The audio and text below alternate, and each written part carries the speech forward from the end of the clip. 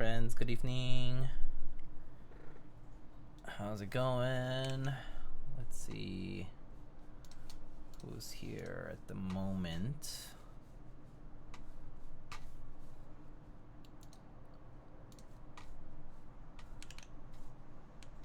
Let's see. Hello, Sean Wen. Hello, how's it going?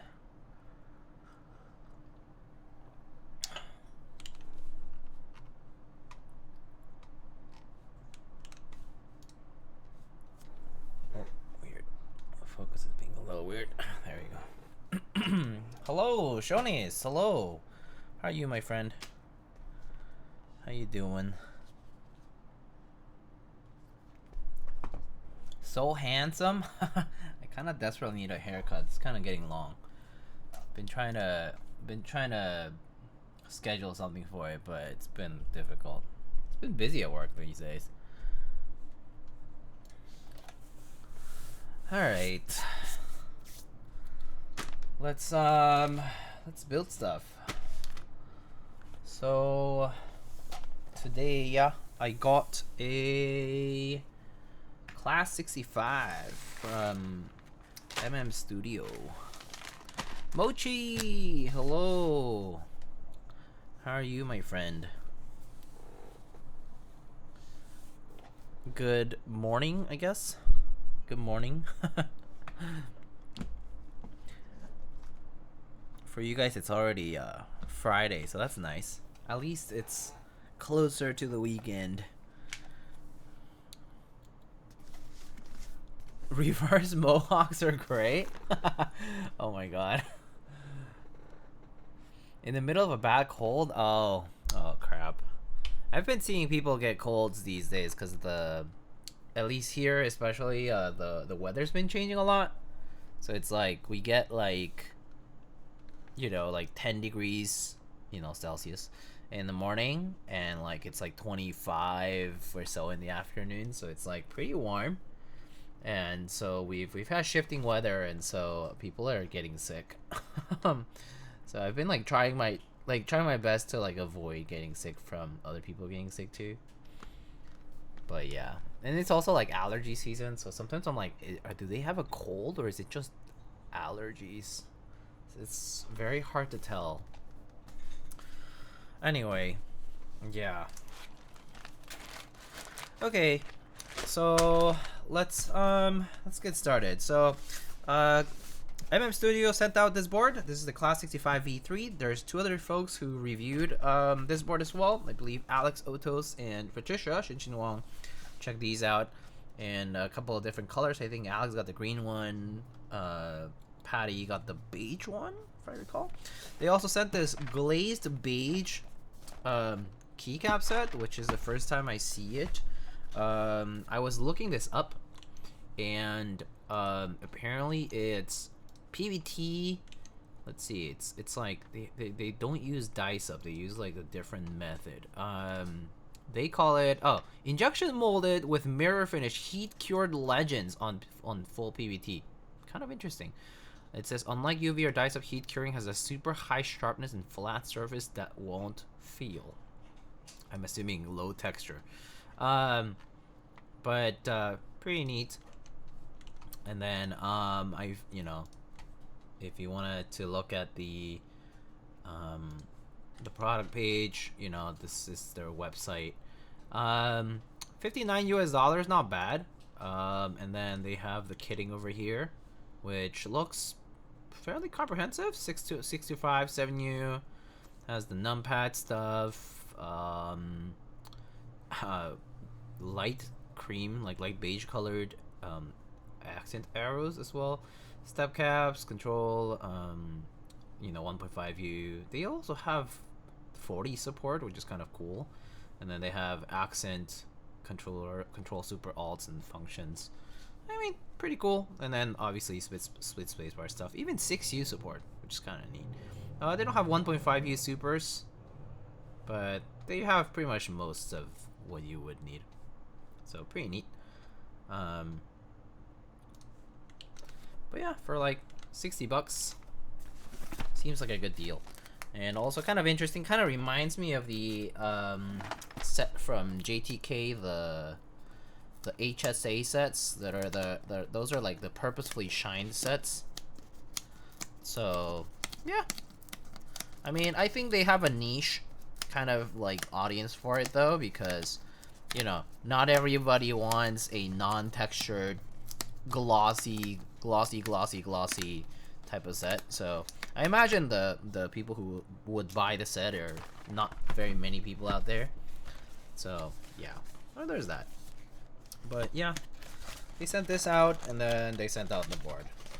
So we can check out the keycaps first, just for fun. Kind of curious what the texture of these look like. Okay, where do I like not rip this out? Okay, there. Oh, I see. It's just the box inside of the box. Okay, cool. All right.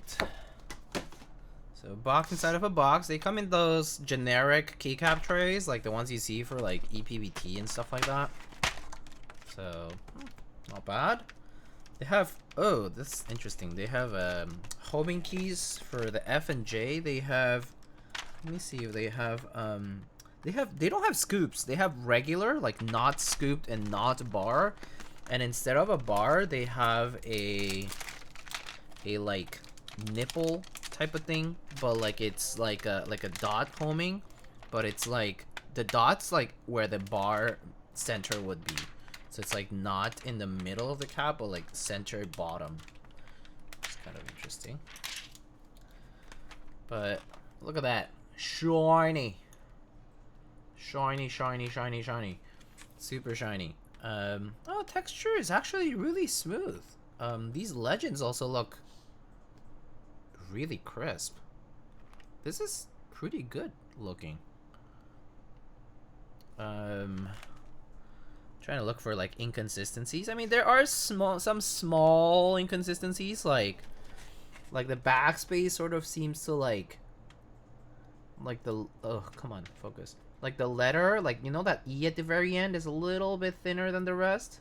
You know, there's like stuff like that, but overall though, this honestly looks solid.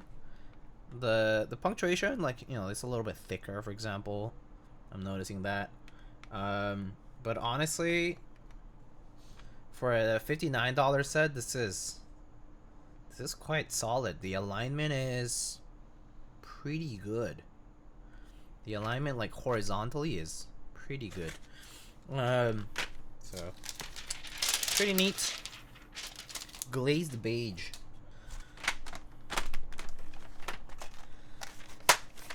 And then there's like accents and other things, of course. Gotta take these out.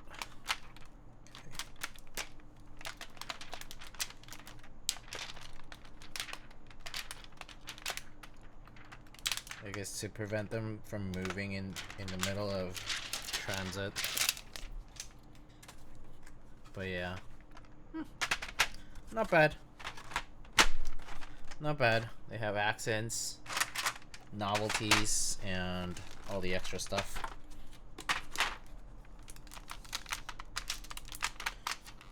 The glaze texture honestly looks pretty good. I would say I would rank this better than the shined like texture of the JTK sets, because the JTK sets feel a little like, kind of like they're like shiny, but they're like feel a little bit more grippy. These feel like a little bit more, like a little smoother. Honestly, if you want that forced shined look, this is pretty cool. It's very evenly shined, so there's that.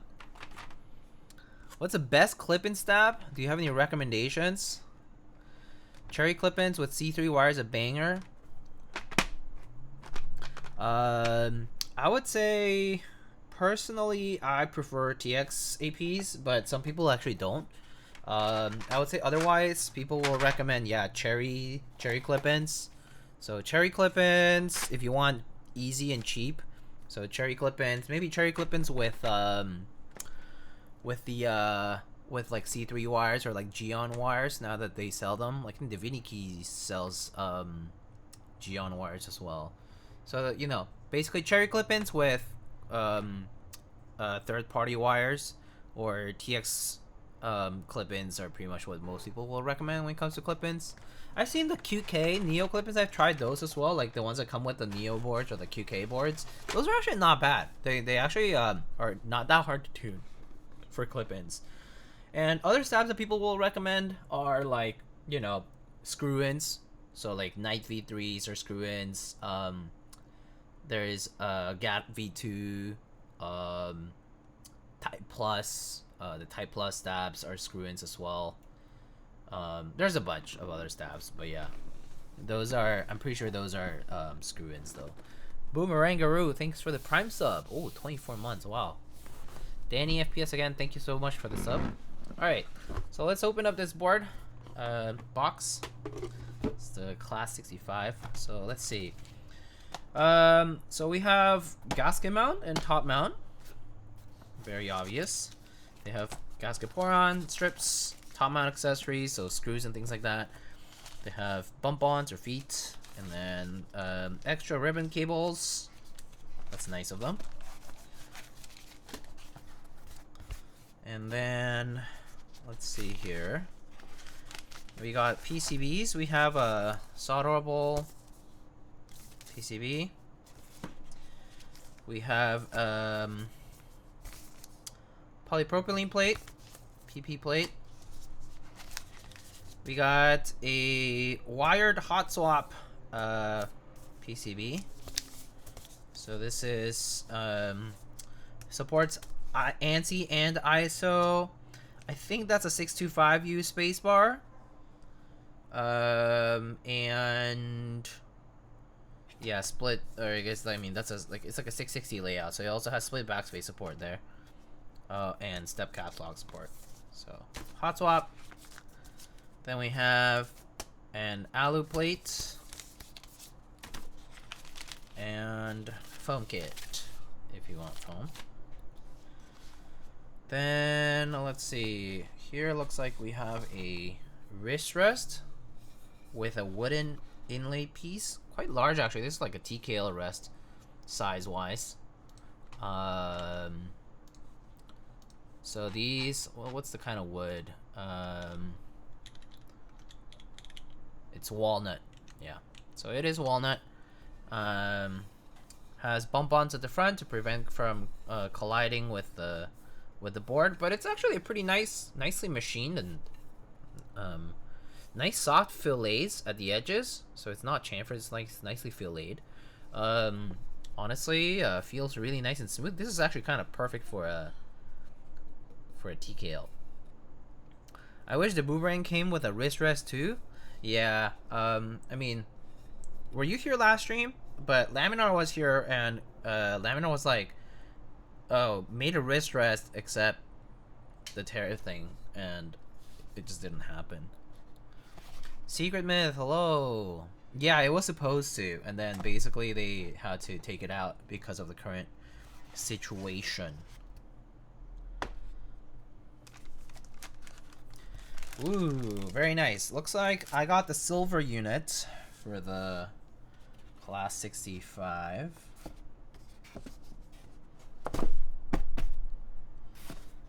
Okay. Mine has no brass bar, so the brass bar is like the accent that it has. Like for the pen, like the pen rail essentially.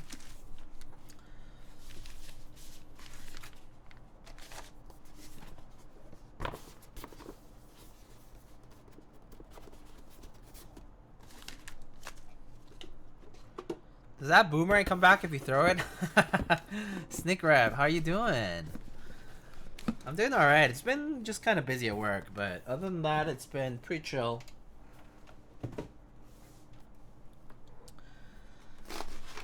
Alrighty, I'm gonna put these caps just just back in the box for now, but we can use them actually later if you want to hear how they sound and stuff. They do seem kind of cool. All PVT and like this kind of forced forced shine to them. Pretty nifty. Okay, so let's see. So we got alu and polypropylene for plates. PCB wise, I don't mind using hot swap for today. It's just easier for me. But solderable is fine too if you want to do 7U instead of 625. That's basically the only difference. Is layout, bottom row layout choice. It's honestly a small difference though. I do tend to find that on these 660 style layouts, this layout, which has basically like, it's like the arrow cluster here and then like this, like the arrow cluster goes one further. Like this layout, actually I do find the 625U kind of to look nice, but I don't know, cause you end up with 1.25U rows here. Keys here. And yeah, I mean, I don't know. Maybe I'm just kind of used to it from looking at the Leopold and stuff, but yeah. I think Loki looks better without the bar, cleaner look. Yeah, I would agree. Personally, I think it looks better without the bar. At least for me. I'm not sure if I would really use the brass pinwheel, but yeah. All right. Why don't we go ahead and figure out what plate to use. So I had logged Alex had done a build with NK Classic Blue prototype linears on the polypropylene plate, and then Patricia did a build with Keygeek Purple Dawn linears long pole switches on alu as well as plateless on the Beige unit. So we actually have the choice to pick any of the plates here. For switches, I did a poll on the Discord server, on my Discord server, and I ended up prepping some MX purples as people suggested. These are just MX clear recolors essentially. So these are Lube with 205, 62 grams, Swagkeys springs, with TX films. So I just prepped a bunch of those. People tend to go with plastic plate when it comes to tactiles. We can do that, but we can also do alu. I don't mind whichever way we go. So if you guys have an opinion, you can feel free. But otherwise, yeah, I'll do a quick poll then. Alu, polypropylene.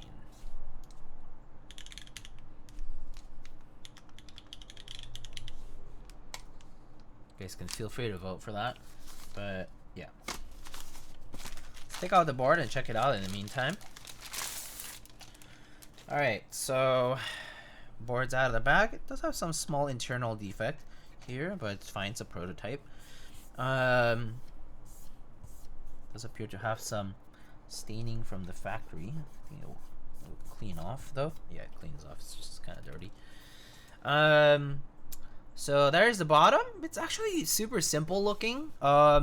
So I remember the Class 65, the previous boards, you know, the layout's kind of the same, but so just kind of taking a quick look at it though. Like the side profile is pretty neat. It just has like a very intentional seam. So they basically applied a chamfer on the edge of the seam area, so it basically creates a very intentional seam there. So on both cases, so basically they did a chamfer on the inner edge and then a nice fillet on the outer edge. So it makes it look pretty nice because the fillet makes a nice little kind of like very soft curve going around the edges. So it's super nice. The quality of this, frankly, this anodizing is really smooth, really smooth. This silver looks really nice. It's like a very lightly colored, kind of like that. I think that this is probably the most accurate, like in this reflection. But very smooth, very nice silver, very nice and even, pretty good. And then it has a small kind of through weight going through. It says MM on the middle, and then Class on the outside. And then you have nice chamfered edge over here. but it's pretty much just a pretty chonky bottom piece with a chonky top piece. And yeah, uses a magnetic thingy, like pogo stick thingy for the connector for the PCB, and then it has a ribbon cable that connects to the external circuitry. So the external circuitry here has there's a solenoid and a buzzer. So that's like, if you like solenoid or buzzer sounds, that's also doable. Internally it has these kind of like acoustic cuts type of deal, also to like fit the hot swap sockets and things like that. But it looks like a pretty tight internal phase. So yeah. Alright, PP play with purples. Alright, sounds good to me. Alright, let's do that. Hey, yo, Plastic Bits, how are you? Alright, PP plate with this. Let's do no foam. I think it's fine. The internal looks pretty tight, so I don't think you'll need foam. And also, I think in the recent boards I've seen, they don't typically require foam. Let's go ahead and put some bump-ons.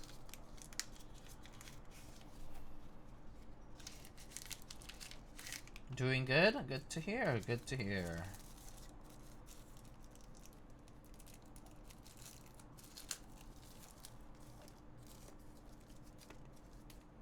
Okay, bump-ons. Just simple 3M long. Bump-ons.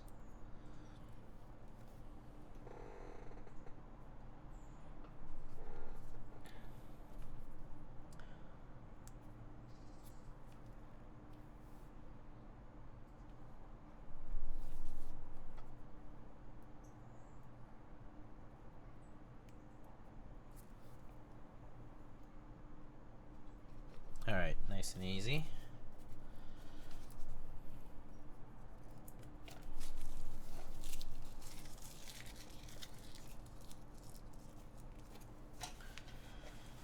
Okay, and then mounting accessories.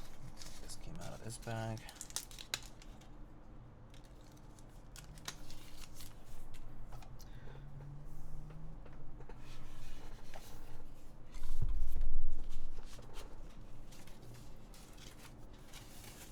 Alright, let's just get this little piece of foam here, just to keep things on top of it.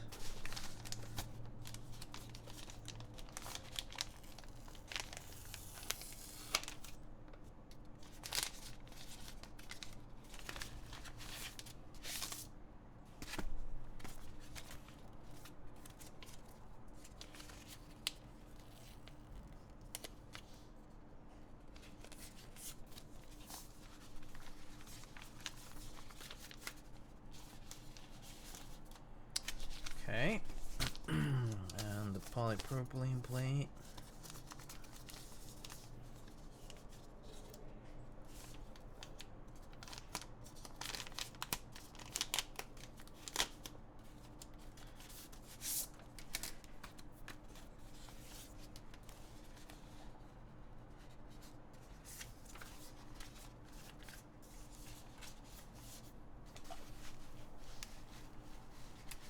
Okay. So I was just organizing stuff and I found some of these stabs that I had lubed for, I think it was the ASCII-F. And then these are just cherry clip-ins, so we can reuse some of these. Just gonna have to maybe double check if the wires are good. But we might not actually have to do stab contents today. We can just try out. Maybe we could try out both plates, maybe, if we want. But make it faster for us. Is this a 625?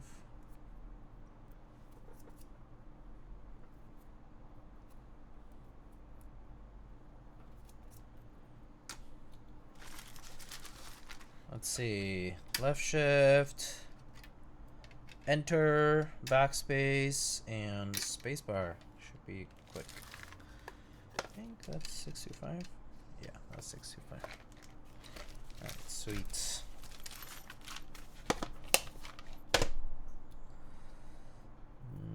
Gonna double check the wires though. I think the wires might be a little.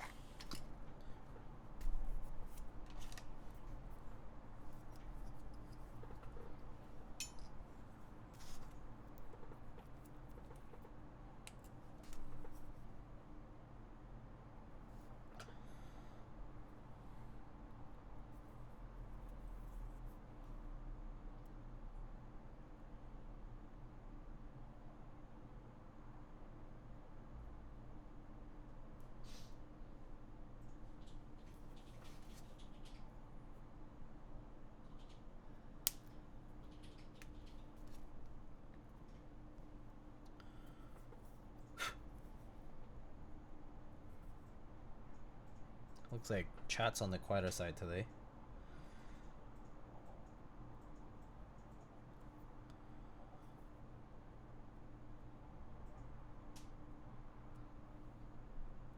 Did people get to are you guys ordering the did you guys pre-order the Switch too? I did not. I decided not to, but I know a lot of my friends were talking about it the past day. And I heard that the retailers' websites were kind of messy this time around for it. Nope. Yeah, I'm not super interested yet. I mean, I kind of want to like wait for more games, and maybe like a more interesting color as well. Like I'm like Nintendo like loves doing their different colors like versions and stuff, so maybe we'll wait for that too. Not to mention the game cost and whatnot, it's kind of high, so they don't feel like hopping on a pre-order drive.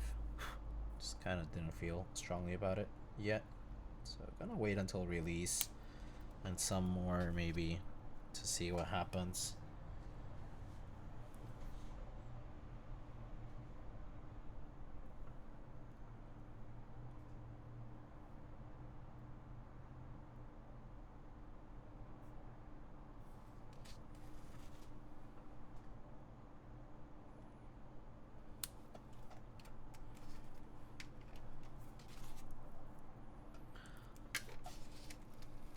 I haven't bought a console since like 2016, 2017. Oh, I see. What's the last console you bought back then? Do you game still? Like do you still play games and stuff? Do you normally just game on PC?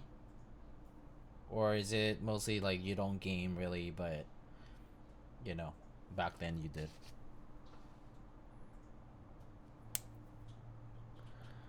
Epsilon, hello. How's it going?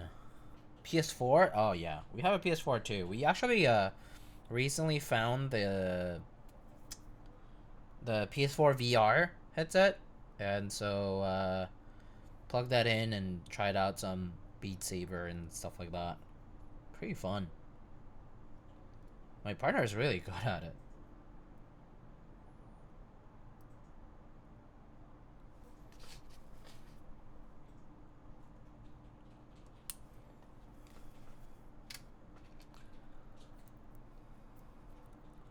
Barely. COD. Haven't played Marvel Rivals in almost 2 months. Fair. I've been on the Overwatch train since 6v6 came back, and because I just played it out of we played it out of nostalgia, and kind of got hooked. So we've mostly been playing that. I know that the Marvel Rivals competitors feature, the stadium thing, just came out, so we tried that. It's kind of intense. It's fun, but kind of wish it was 6v6. But I kind of get the appeal. That said, just mostly casual play. Like we just play quick play. We don't really play competitive, so not really interesting QP. So we mostly play like arcade and QP. I mean, not really interesting comp. Sorry. So we only play like QP and arcade. Kind of lying. I have a PS5, but I traded my brother my 3080 for his 2070 Super and PS5. I wasn't gaming much. The people I played COD with are on PS5. Ah, okay, I see. COD, huh? I haven't played COD in basically forever.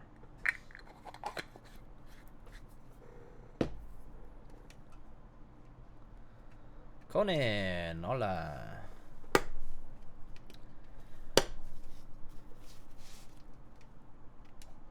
Knuckin' Foots, hello.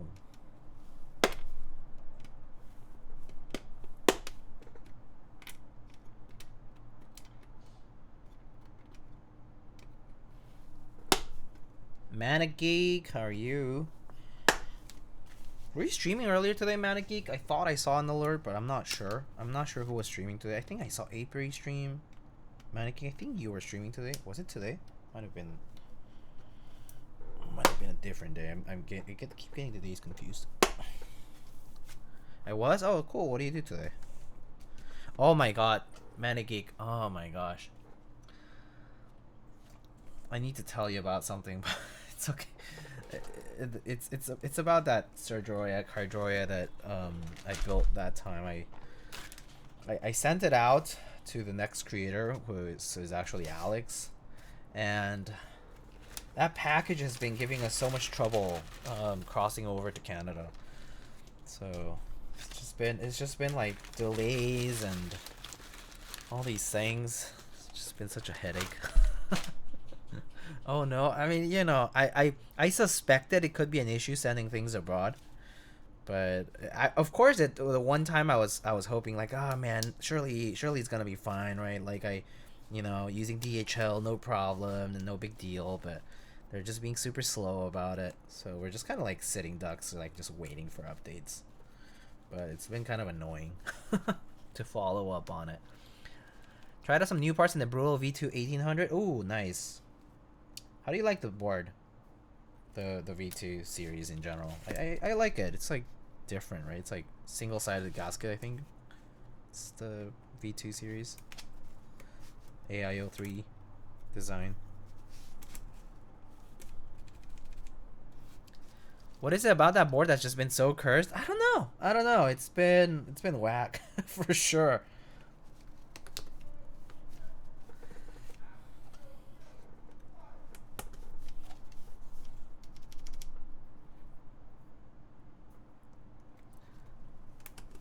Because I did hear that you had some issues with the DB, right? I think. But I think that was because it was just like being updated or something like that. I received like the new DB and then that was fine.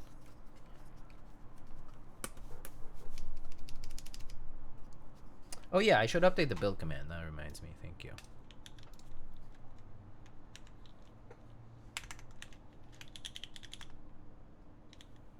Oh.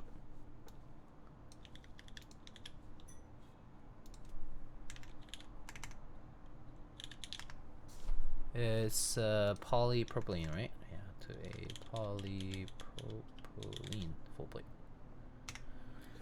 There we go. Anyway, MX purples, MX clears. Haven't done a build with MX clears in a bit, I think. I remember which one was the last one.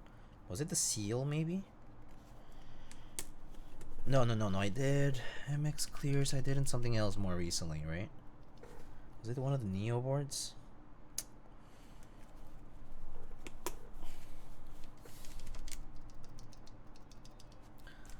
So all my typing tests were a lie? Fair.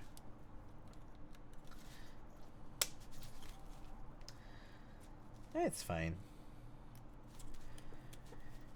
Doesn't affect the actual sound and feel, so it's fine.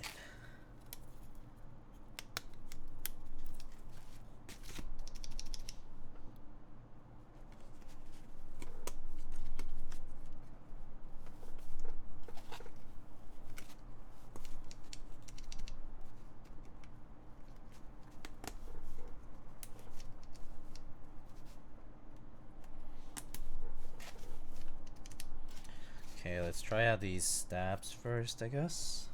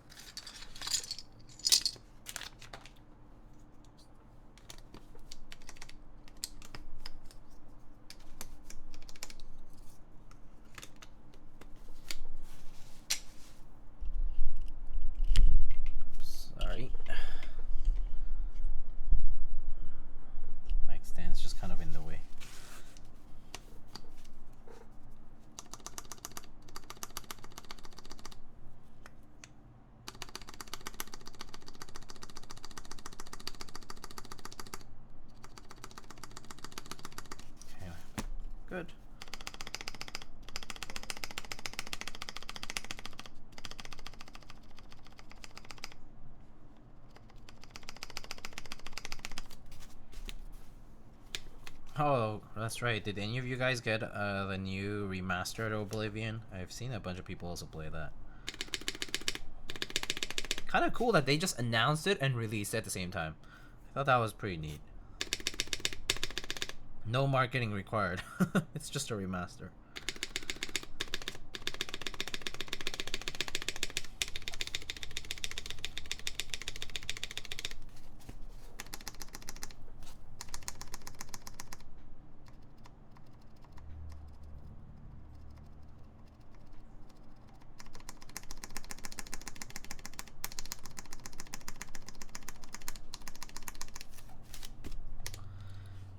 My partner picked it up with the rest of her WoW guild. Oh, I see.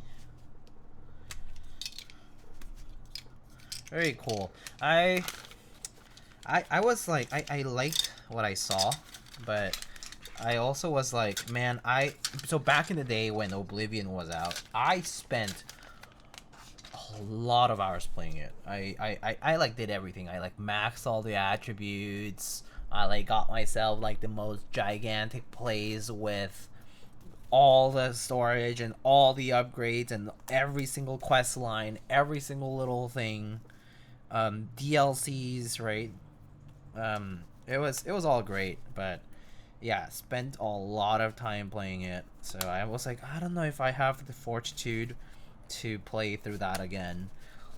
That said, like, it's a wonderful game. The quest lines, the side quests as well as the main story are good. They're like pretty captivating. They're fun. It's definitely a classic for a good reason. You know, I know that Skyrim later became very popular too, but like Oblivion really set the stage for it, and it was great. I spent so much time on Oblivion. The equipment's really cool. The look is cool. It was fun. It was a fun time, but I don't know if I have the fortitude to go through that again, like to do a big playthrough again. So for now, I decided to like hold up on that.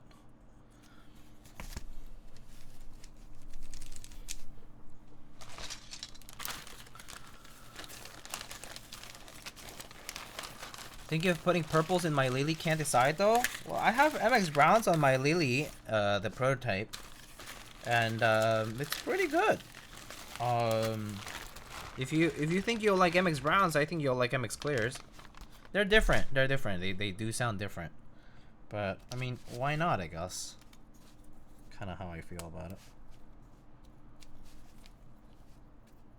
I think tactiles do work well with plateless though. Like if you're going plateless.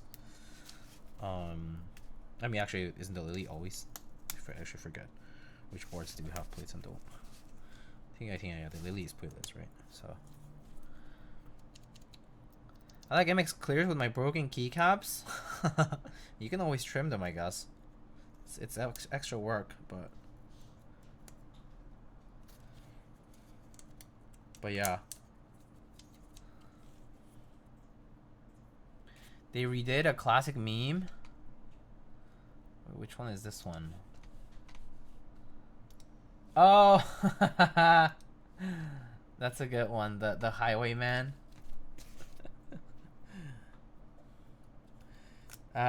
Yes. Also, yeah, the birth of a lot of old memes. Too. The dialogue in Oblivion was funny. Stop right there, criminals come. You have violated the law.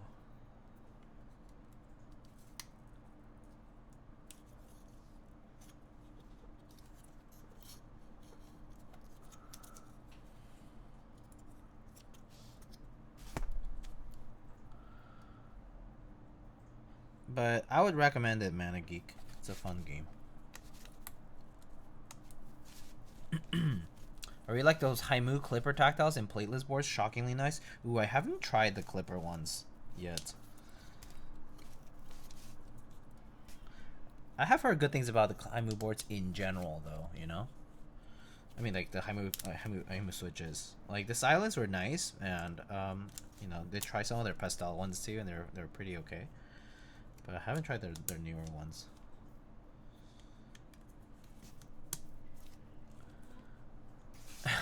Repentant man. I never broke keycaps with clears, but I did buy a trimmer anyway. Yeah. I would recommend just having one around anyway. So the trimmer is kind of useful for other things too, like if you have issues with like a stem or like anything else, because there's like the two sides to the trimmer, so it can be kind of useful. Repentant man is like, how do you break your keyboard? Looks like you dropped it and the keys popped off. Yeah, boom, and the B multiplied somehow.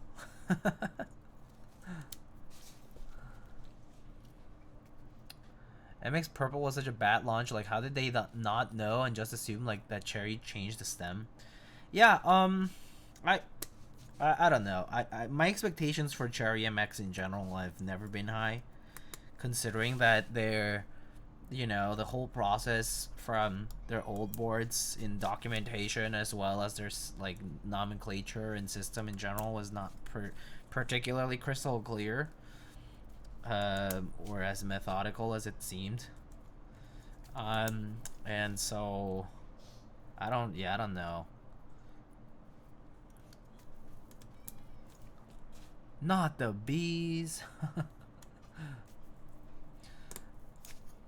Only thing you'll want to do with swordfish tactiles is bend them for the leaf tick. A bit of 3204 corrects it. Use a trimmer on PBT and yeah. So for some keycaps, that's the PBT.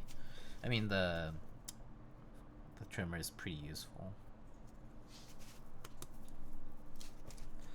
I don't know. I found it useful for like also like very like tight artisans as well, or like similar things like that, like keycaps that are too tight. It's kind of useful to use the trimmer. If you don't want to use it on the switch itself, you can use it on the stem itself, because they have standard length, standard width on the minus side of it, like on the barred side of it.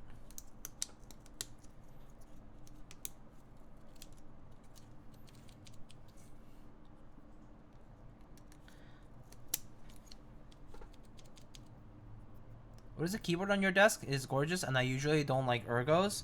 It's called the Boomerang. It's by Laminar Designs, and it's actually on KBD Fans, I think. It's called the Boomerang. I recently reviewed this. Had to do an artisan as well. Kind of scary because it was 104. Well, you know, worst case scenario with artisans too. Also, like, you know, if you have issues with your artisan stems and stuff, don't be afraid to contact the maker, by the way, because they do fix problems if they have to, you know, like they won't let you just have something that's defective. So you can always consult them.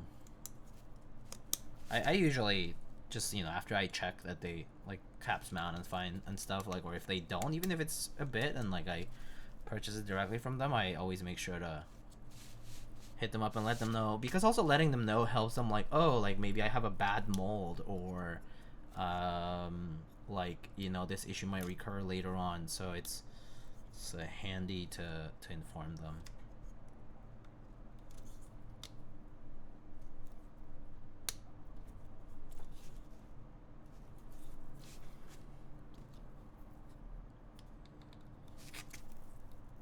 But yeah, you can do exclamation keyword kaiju if you wanna see the specs of the Boomerang board.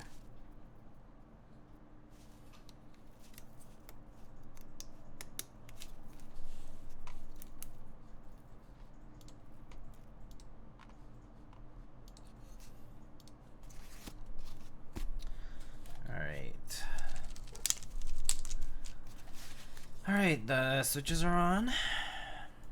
So this board, as you can see, because of the PCB tabs, you can also do like playlists essentially.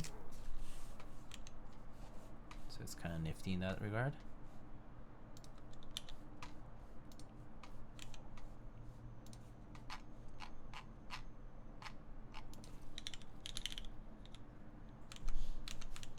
That would be with the gaskets. Do you go, what keycaps do I get for blue-gray Lily? Well, so I have the blue-gray one, and I have Hammerhead light on it, and it looks pretty good. I have it right here, actually. I was just using it, so I have it right here. But that's blue gray with hammerhead light. Sets like this would work, like Pacific, Hammerhead, that kind of colorway would work. I don't know what kind of I don't know what kind of set you're looking for though. Like, do you want something that matches the case color? Do you want something that creates contrast with the case color? What were you thinking?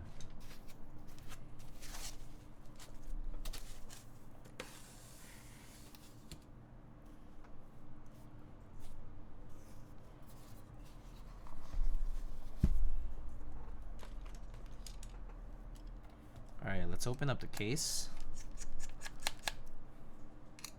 So we just have 8 bolts here at the bottom. Doesn't have to match, just pair nicely. Yeah, I think Hammerhead could be a good one. Let me think. There's some other sets that could work well with blue.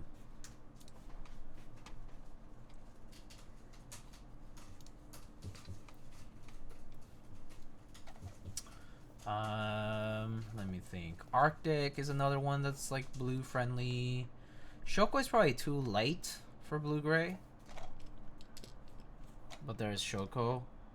Calm depths, but it's a little hard to find. But I think it pairs better on darker keyboards rather than blue gray. You can do, if you want neutral, you can always do like muted, something gray like that, muted or something similar.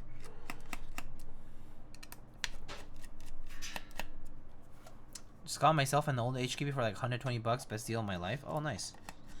Are you gonna mod it? Like lube it and everything? I mean, hopefully it's in good condition too. Cause sometimes they're not like in the best condition because not just because they're old, because they've just been kind of like sitting in the box for a long time, or like sitting outside even. Sometimes they're a little filthy. We need like a GMK Wikipedia to see all the sets, and when there is a GMK Keycaps like GitHub page thingy here. You can click on that.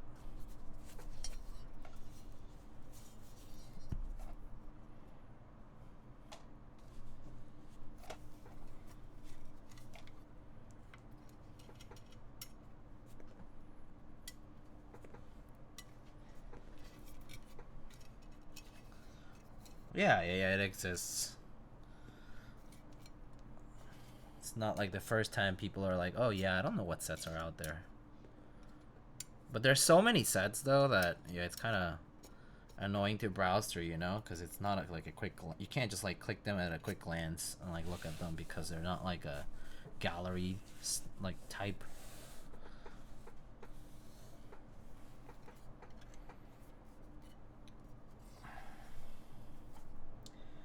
Alright, so for the case, so this is what it looks like on the internals. It has this like pogo pin connector, has a ribbon cable that connects to the buzzer and the solenoid. And that's pretty much what it is. There's a USB connector over here, and then this is just a weight that goes through. So we can try doing top mount first, maybe, and then we can do the gasket mount later. Even with the plate is fine. Let's see. So for top mount, I need these accessories. They use these little PC polycarb little gaps to avoid like metal to metal as much. Pretty nifty.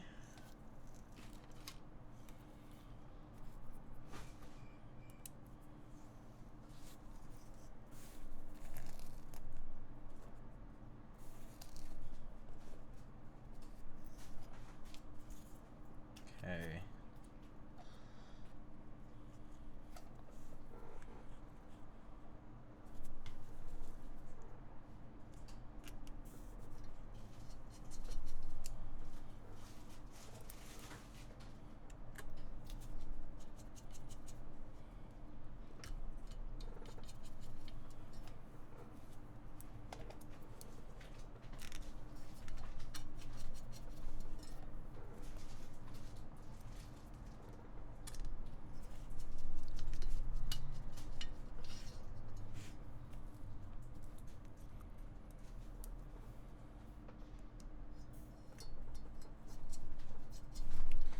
So just to kind of show what it looks like though, so if you look kind of closely here, there is sorry, okay, so there is like this little polycarbonate like little piece here, and then there is the plate, and then you put the screw through.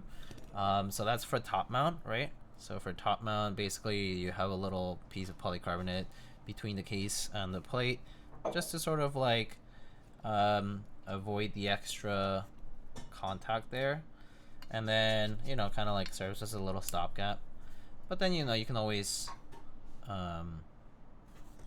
actually for this one, I think you have to use it because they have little openings for the little pieces. But then, and then for the gasket mount, basically it's just gaskets placed on the case or on the PCB, and those would just go along those tabs. Hey Diego, just popped into chat to ask if you bumped into Clever at the solo meetup. You're one of the few who has a lot of topo experience, so I'm curious if you have seen what he's been working on. Yeah, I did. I did bump into him. Yes, we talked for a little bit. Nice fellow. I did see Clever at the solo meetup. We also had like dinner after the last day of the meetup. We went to like KLC was like organizing like a dinner thing. But yeah, I did get to talk to Clever for a bit. I did see the, so he had two things. He was talking about the Blue Ridge and the Enzo. Enzo? Is that right? I think that's the right name, Enzo. It was another board of his. Those are the two main things that he was talking about.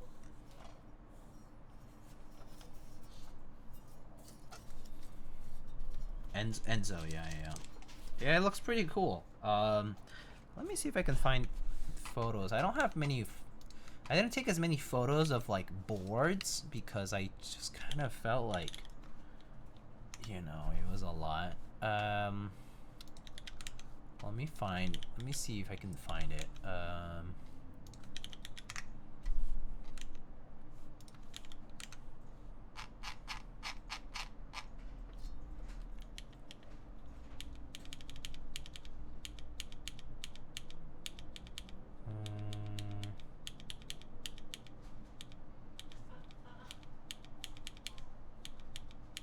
Let's see.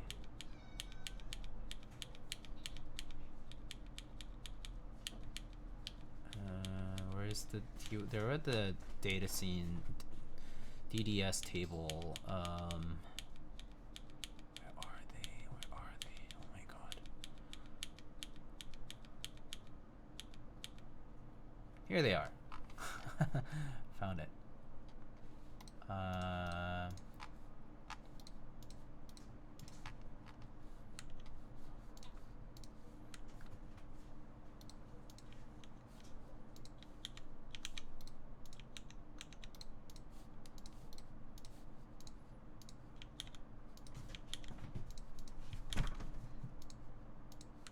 Oh, hi Kiwi. No, you're good.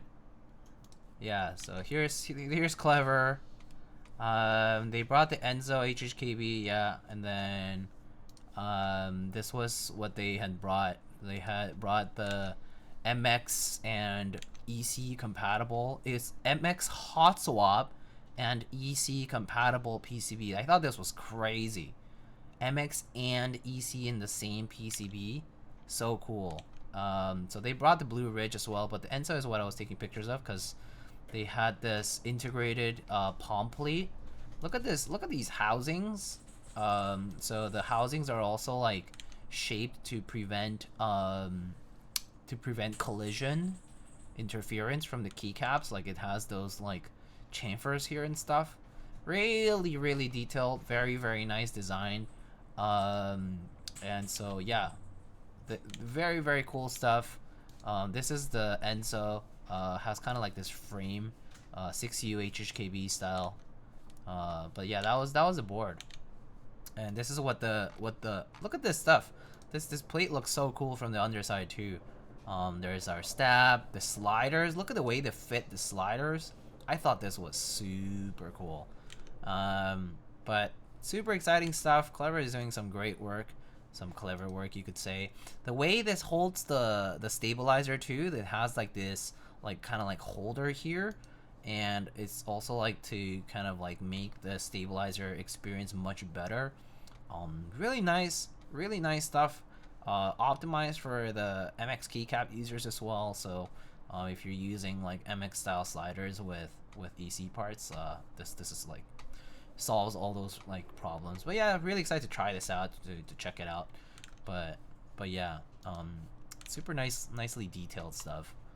What the Clever is working on. But yeah, no, very excited to see the stuff that he's working on.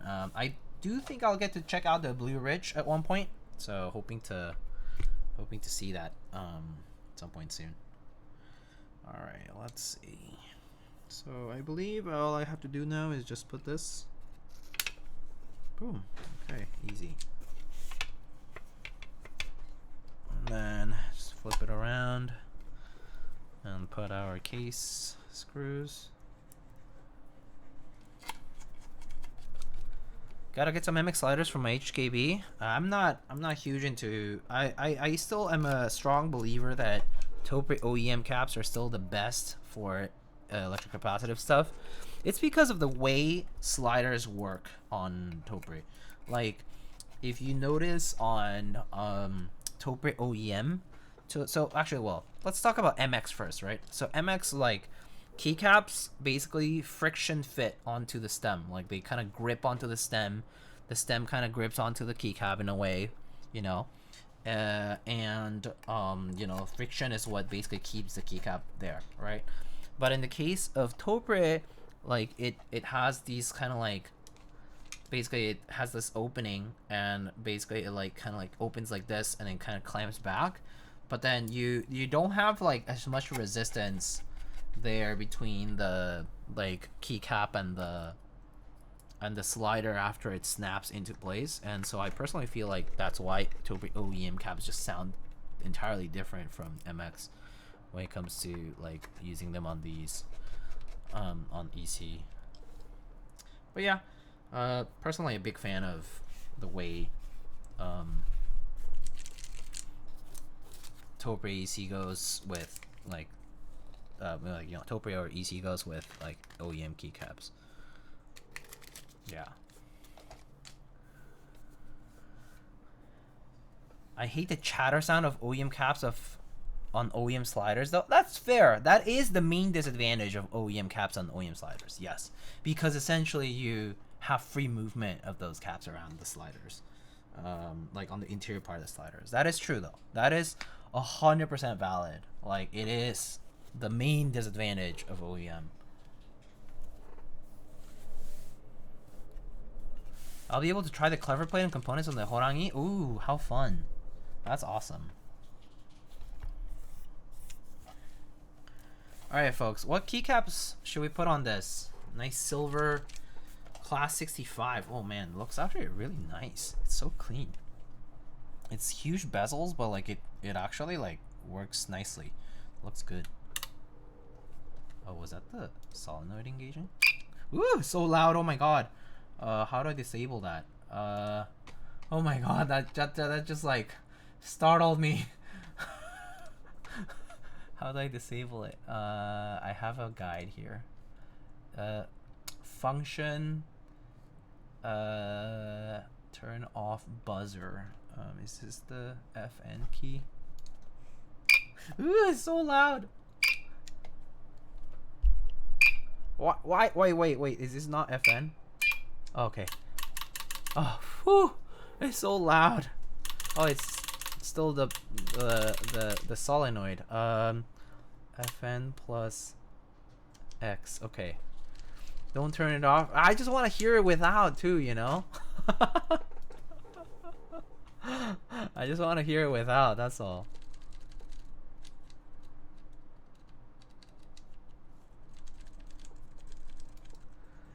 Yeah.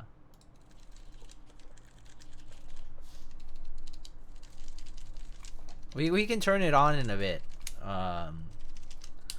But after we try without first. This is just FRO programmed. Page up, page down, and delete, and then arrow keys. Just testing everything here. Okay. All right. Oh, I see it's focusing on the mic boom. Can we put a vintage set on it? We can put a vintage set. So we have options, right? Like we have those glazed caps that Studio sent out. If you wanted to check that out, we can obviously try like GMK. We can try like PVT. We have CRP. We have like any other sets really. Can you do Dracula for the irony? I mean, I could do Dracula too, I guess, if people want to see it. Do you have OG dye subs? I do, but the problem with dye subs is that I don't have a 6.25 U spacebar. I built it with 625 on this. Unfortunately, I did the hot swap PCB, so I did 625. So OG dye subs wouldn't work because the spacebar wouldn't work. Well, we'll just have to use different bottom row stuff. Yeah.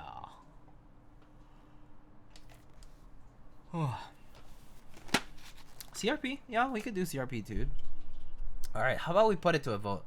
So I see CRP, I see Dracula for whatever reason. Dracula. I have, I guess, GMK. We can do like, you know, Beige. GMK, like anything beige. So maybe classic beige works. We can do the glazed beige ones here from and 1, 2, 3, 4, 5, and then did someone say hyperfuse? Hyperfuse.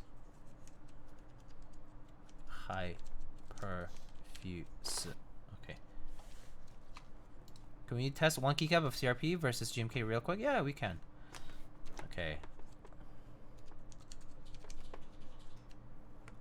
All right, sure. Let me bring classic beige and a set of CRP. How about that? I'll just choose a set of CRP. Give me a sec. I'll be right back.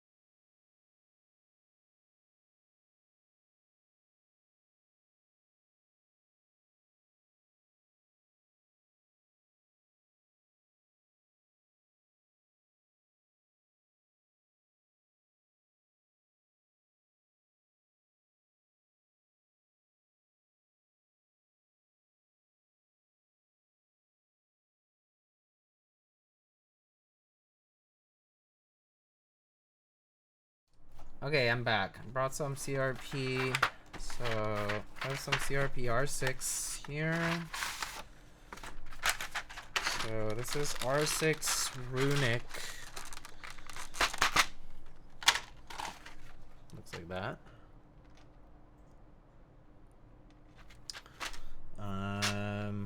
We can, so I don't know what people want. Was it Crispy Senpai who wanted to hear this? We can try that. I'll just try like, just wanted to hear like Beige. I mean, sorry, like GMK versus CRP. Is that right?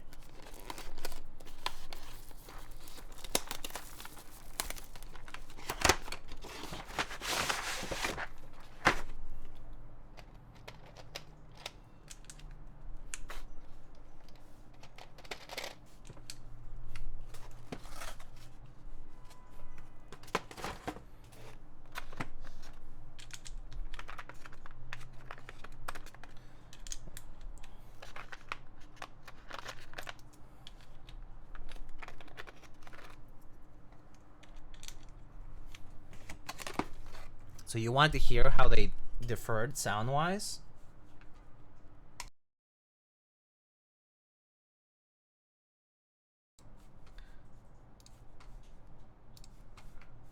I paused the music for a sec, but yeah, you can hear it. So this is CRP on the left and GMK on the right.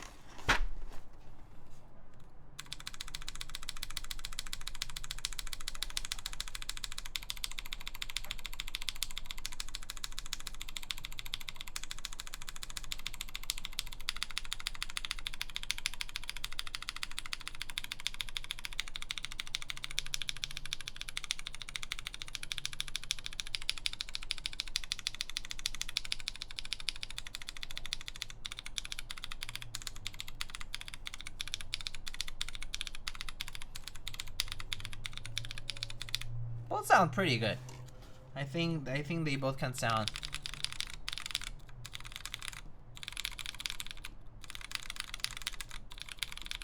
Maybe a little deeper, a little bit flatter and deeper on the ABS. But yeah, they both sound pretty good. It's a tough call, to be honest. Yeah, as you can see. Start removing them. I'm leaning towards the CRP a little bit right now. As someone said, the sub-legends kind of hit right with the keycap stems. And then it also kind of, I don't know, I like the sound of PVT with clears, personally, but I think it's, everyone has different tastes on this. Everyone's slightly different about it. Is this CRP? Alright, let's do CRP then. Alright, CRP. If so, put this away for a second.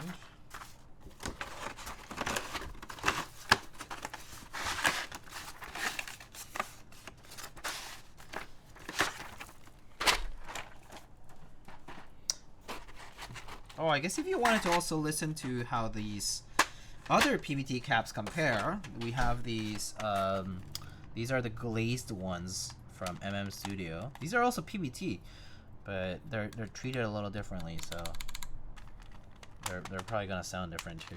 So we can compare that to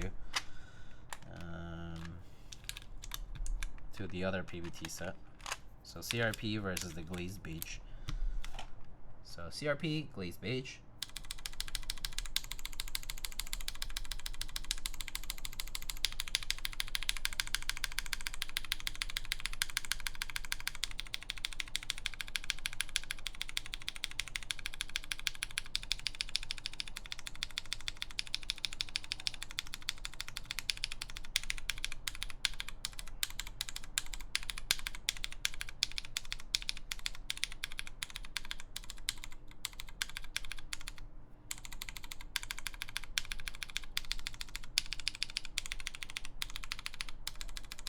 Also sounds good. Maybe a little bit more plasticky on the glaze beige. Maybe it's because of the finish, but I'm not sure. They both sound good though. They both sound nice. Oh, these are tight.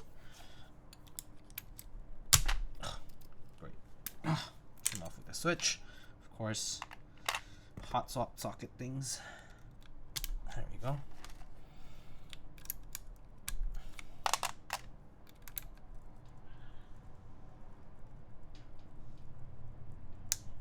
Oh my gosh, it's so tight.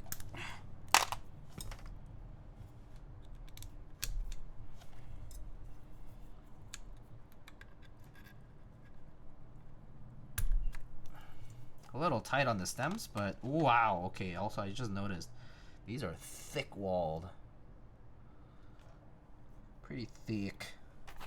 Comparing it to the CRP here, I think these are probably a bit thicker. Oh yeah. Oh yeah. That's a decent bit thicker. There. Sorry about my fingers looking like that. But yeah. A little like a 0.1 or 0.2 mils, a little thicker. But yeah, a little thick. Which I guess that explains the way it sounds. Pretty cool though. Despite the thickness, they sound pretty good, I think. I generally think these glazed beige keycaps though, honestly, they are the legends look really crisp for what they are, for what they cost, and like alignment is good. Like that's usually an issue with a lot of cheaper sets that I see. Like I tend to like get all picky about alignment and things like that, but these look very good. So I mean, for $59 that these guys are offering it for a forced shined look, it's honestly not bad. It's honestly not bad at all. Alright. Alright, let's try these CRP caps. May grab a set once I start working again. Are you on the job hunt right now? Just realized I totally shifted a number here.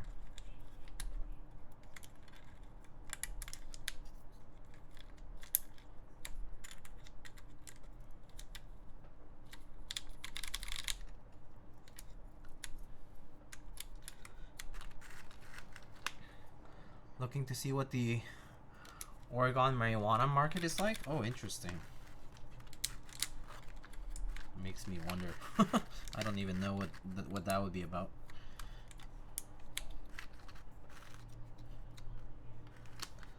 Okay.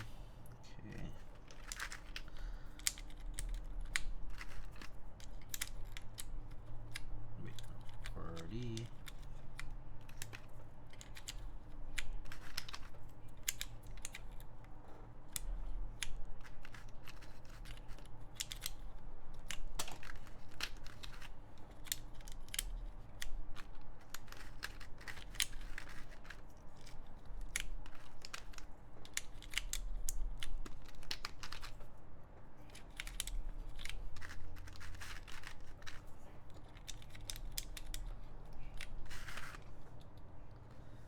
Ah, yes, my streamer. Hello, Patty. How are you?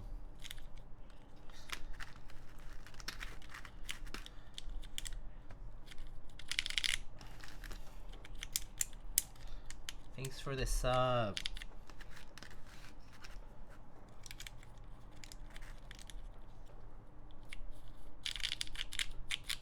As it turns out, there's a lot of transferable skills from contract security, which is what I used to do. Oh, that makes sense. That makes sense. That's pretty cool, though. Honestly, that's really cool. Okay, Beige.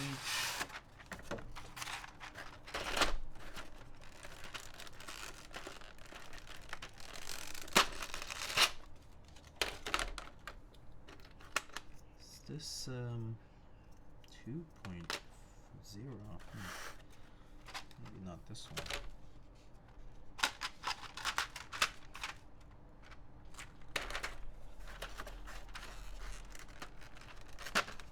Diego, what do you think of soya milk on blue gray? Soya milk. It's on the lighter side, isn't it? Let me look it up real quick. Actually, I'll just use my phone because My computer, I don't have the keyword connector right now. So soya milk, keycaps. Oh yeah, that's right. It's the one that looks kind of like birch, but a little bit lighter. Soya milk would actually look fine. I think the only thing is how you like the contrast between the modifiers and the case, because the modifiers are gonna stand out the most when you put that on.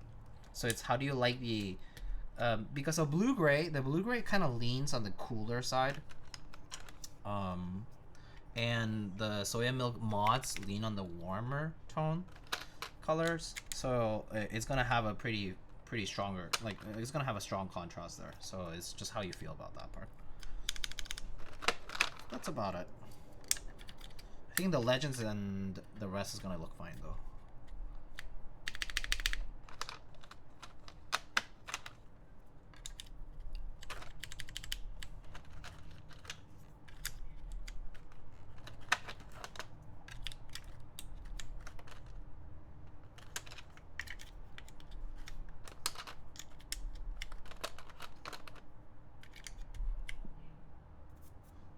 I'm drowsy. Oh.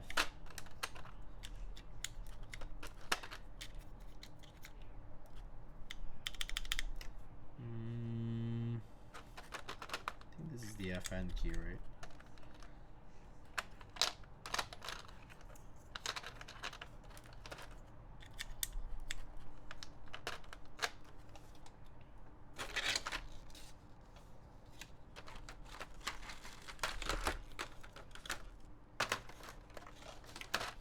You can just put the escape key.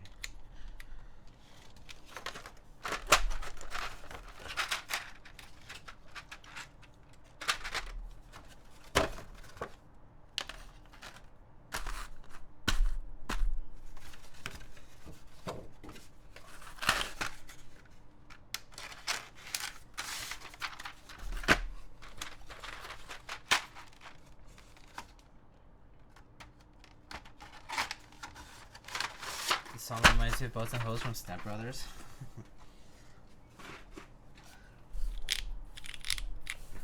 Alright. Some artisans, I guess. Beige. It's a lot of beige, man. Maybe I need to do some colors.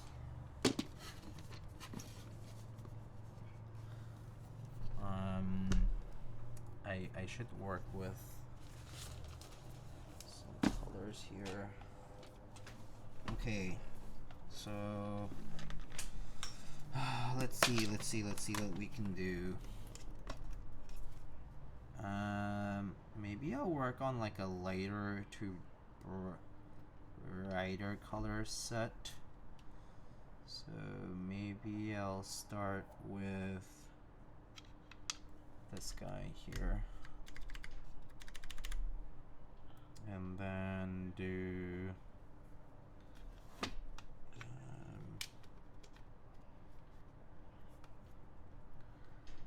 the other side. I think I can do this.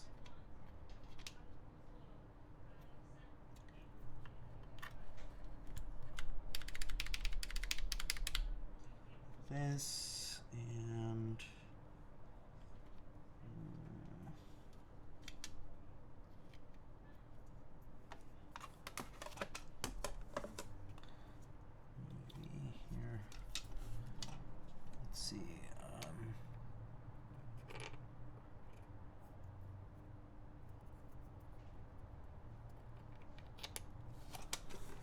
put some. I think I have my garlic cap. Put the garlic here.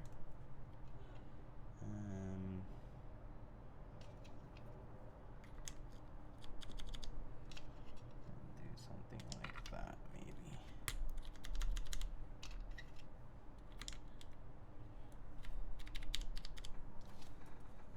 And then on the other side, I can put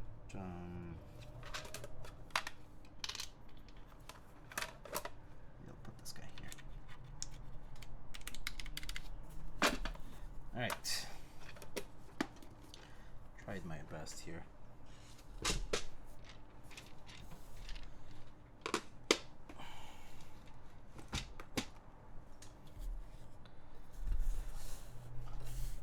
Okay, all right. I'm gonna put this aside for now.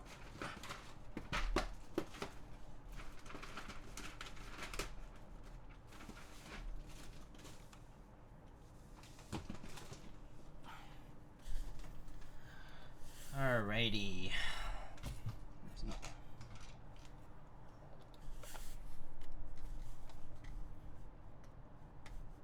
Let's see now.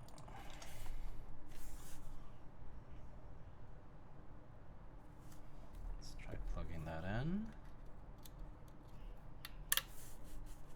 Does this automatically turn this on? No, okay. Look at that.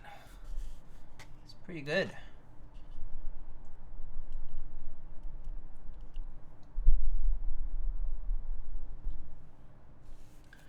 Okay, let's try this out. If I want to look at it from this side, it looks like this. If without the wrist rest, kind of like that. Kind of wide, big board. Oh, it's a little bright, isn't it?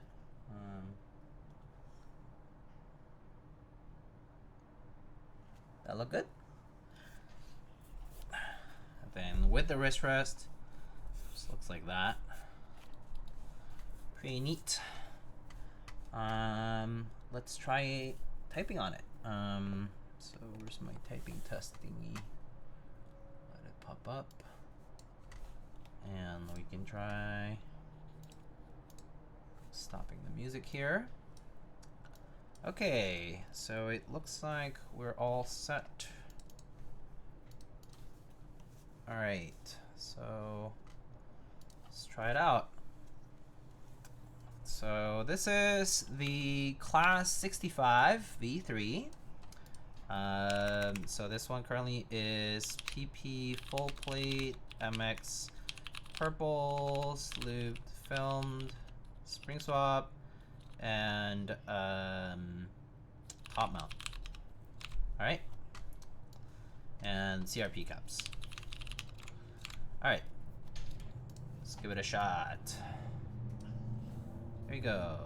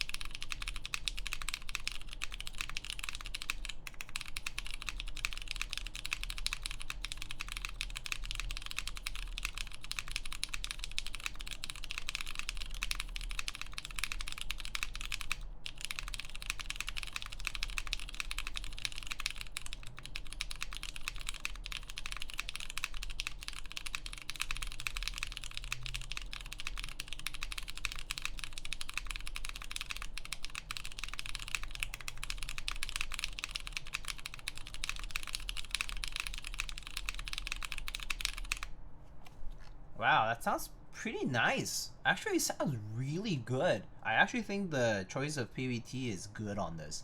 They sound really nice with the clear / purples on the PP plate. Actually, it sounds really, really nice. Just kind of like has that what people might call it creamy a little bit. I'm not sure. I don't even know what that means. But I think it's overall a nice sound. It's like a good sound. You know, it's a bad sound. So yeah, it's pretty good. Pretty good. All right. Oh, hi Kiwi. All right, let's go through the mods.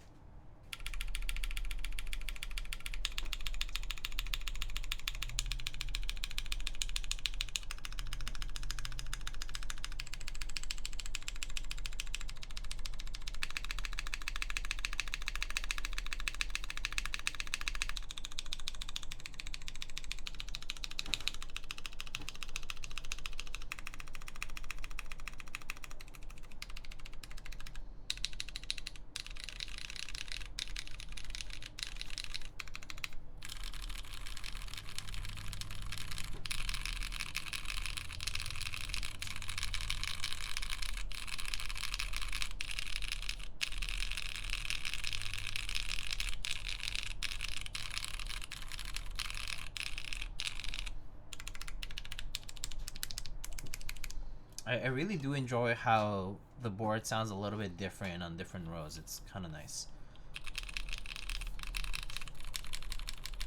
The top row has a little bit of more like resonance, but it's like a good kind. You get a little bit of the case there, but it sounds pretty good. Yeah. Yeah, how do you guys like it? Of course, we can always try it with the solenoid and the buzzer. Let's see, solenoid, I think it's this one. So this is with the solenoid.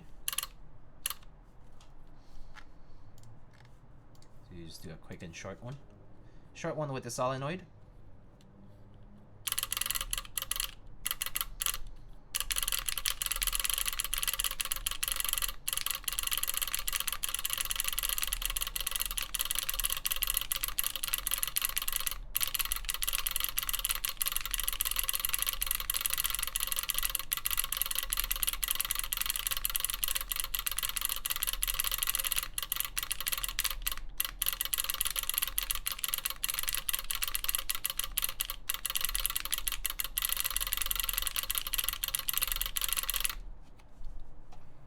It's pretty distracting. Actually, the sound and the typing feel itself has a little bit of a dissonance for me, like a little bit of like a little bit of dissonance there that it throws me off. But for some reason, I did type actually this was 30 seconds, so technically I typed a little slower than I'm normally used to.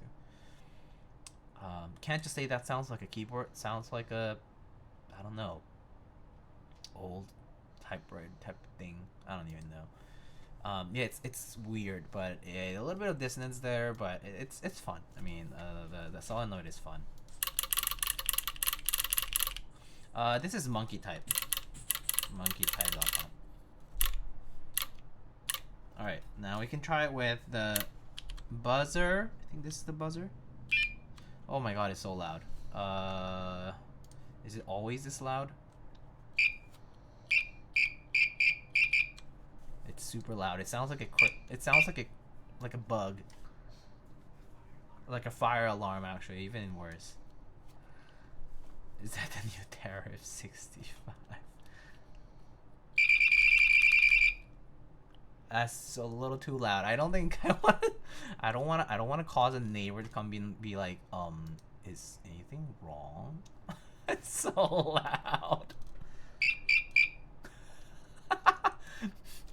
If you want to annoy someone, you can just be like,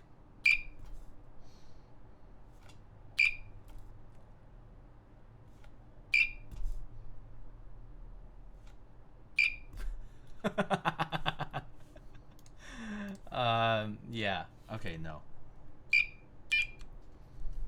Whew. So loud. Kind of like dial-up sound, yeah. Okay, that's much better.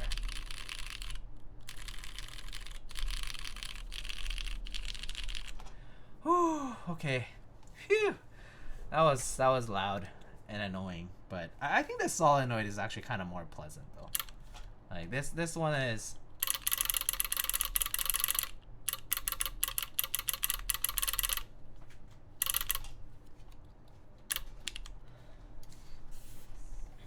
So yeah, there you have it.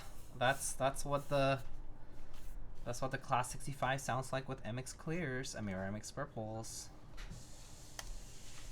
Pretty good. Honestly, it's a quite nice sound with the polypropylene plate here. Spacebar kind of slaps on this.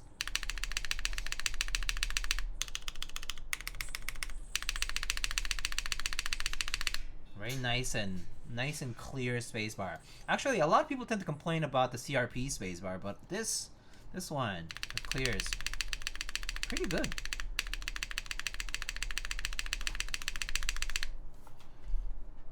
Pretty good.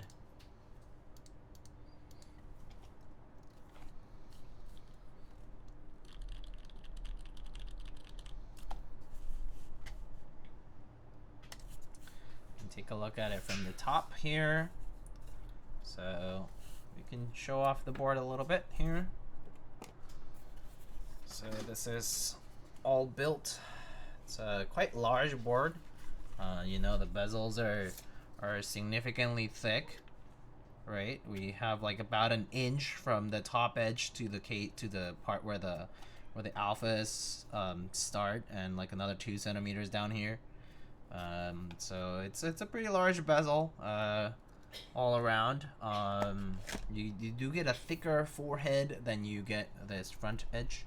But what makes this board particularly clean is that this has this nice fillet on the edges, so it makes the edges look really nice and clean. Just kind of curves out and ends there. It's just very nice. If this had been chamfered over here, I think the edge would be like a lot shinier, right? Because of the light reflecting back, and I think it would have just given a much different look. But I think this is like, I think this particular silver board with no brass bar and this nice fillet at the edges makes it look extra clean. Really nice, like a nice and rectangular look. It's good. It's a good look. Are you gonna get a Manta to build or review? That's isn't that Alex's upcoming board? I don't think Alex has reached out for me to check it out or anything like that. But I mean, I'm sure also Alex is gonna review it and show it in as much detail as possible. That said, you know, I trust Alex. But no, I don't think Alex or Bull or anybody have reached out for that.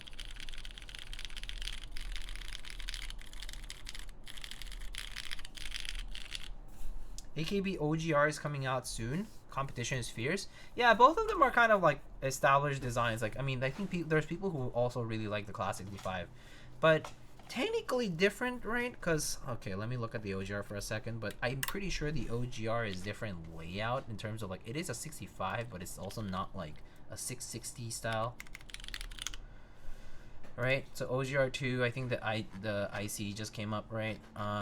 So the OGR, I'm pretty sure, uses this, it has like different layouts, right? Yeah, okay, so where's my browser, huh? Yeah, so there's the OGR. So this is standard 65% with left-sided XT columns, which looks nice. I mean, you know, you can also get the FRL TKL option, but yeah. But it's different from people who want this like 660 style layout. Because 660 you get these separated from the rest, and then this one does have like that extra macro column, I guess, or function row if you want, or function column, I guess, if you want to call it that. But you know, just different. But yeah, I guess if you consider it 65 plus minus 1-2 columns, then yeah, it's competitive. Yeah. AKB is gonna do a Winkey FRLT kill. 21XX also coming out. Vintage lovers are eating good. That is true. Are you gonna cop an OGR too? Myself, probably not. I generally am currently, I mean, you know, I generally use 60% and TKLs, so I'm not really interested in the OGR layout wise, but the design of the OGR has always spoken to me because it's basically inspired by vintage boards, which I like. I remember when James first submitted the OGR like render work and whatnot to when there was the vintage keyboard, I'm not sure if it was a competition or like whatever on our custom keyboards, and it really caught my eye and I really liked it since then. But I never got around to like getting the board. I've seen it. I've seen the first OGR, but I never got around to like owning one. FRL TKL though, I'm actually not that interested in FRL TKL layout. FRL TKL for me, it's like the I would rather not kind of layout. It's like I don't really like, if I'm gonna do it, I would just rather go full TKL. I don't really care much for the FRL TKL layout myself. Yeah, it's just it's a layout that for me feels like too long lengthwise compared to the width. It just kind of feels a little disproportionate to me. But also functionality wise, I just kind of don't really see as much appeal. But they're both good. They're all good. Yeah, I mean this Studio board. I mean, how much does it go for? Let's see, pricing. Classic version keyboard kit $250. Brass reforged version keyboard kit price $280. I mean, wrist rest $60. I mean, honestly, the Class 65 is priced really damn well too. The OGR, I'm sure it's not gonna be cheap. It's probably gonna be like 450 plus or 400 plus. It's the OGR is not a cheap board to make, so yeah. I feel the opposite actually. TKL too much for me. That's fair. I mean, if I'm honest to you, like function wise, 60% from is the best. I use 60% completely fine, no problems. But when it comes to aesthetics, I much prefer how the TKL looks. I think TKLs look fantastic. But I mean, the FRO doesn't really do that much for me. Yeah, that's fair. That's fair. I needed 2 FROs in the battleship. Battleship is pretty sick. Yeah, the Unsaver or the 2100 style layout is pretty cool. Yeah. But yeah, vintage lovers eating good for sure. For sure. Did you build a Bias DE? I did. I built the EVA 02 one. I have a, you know, there's a page on my website for it. Right there. That's the one I built. Yeah. It was the orange and red one. Full mounting. How do you feel about that? I mean, it's kind of like sandwich mount. So it didn't feel unfamiliar. Like I've tried other sandwich mount boards. It's kind of rigid. So if you don't like top mount or any kind of like rigid sandwich like mounts, this mounting system is kind of rigid feeling.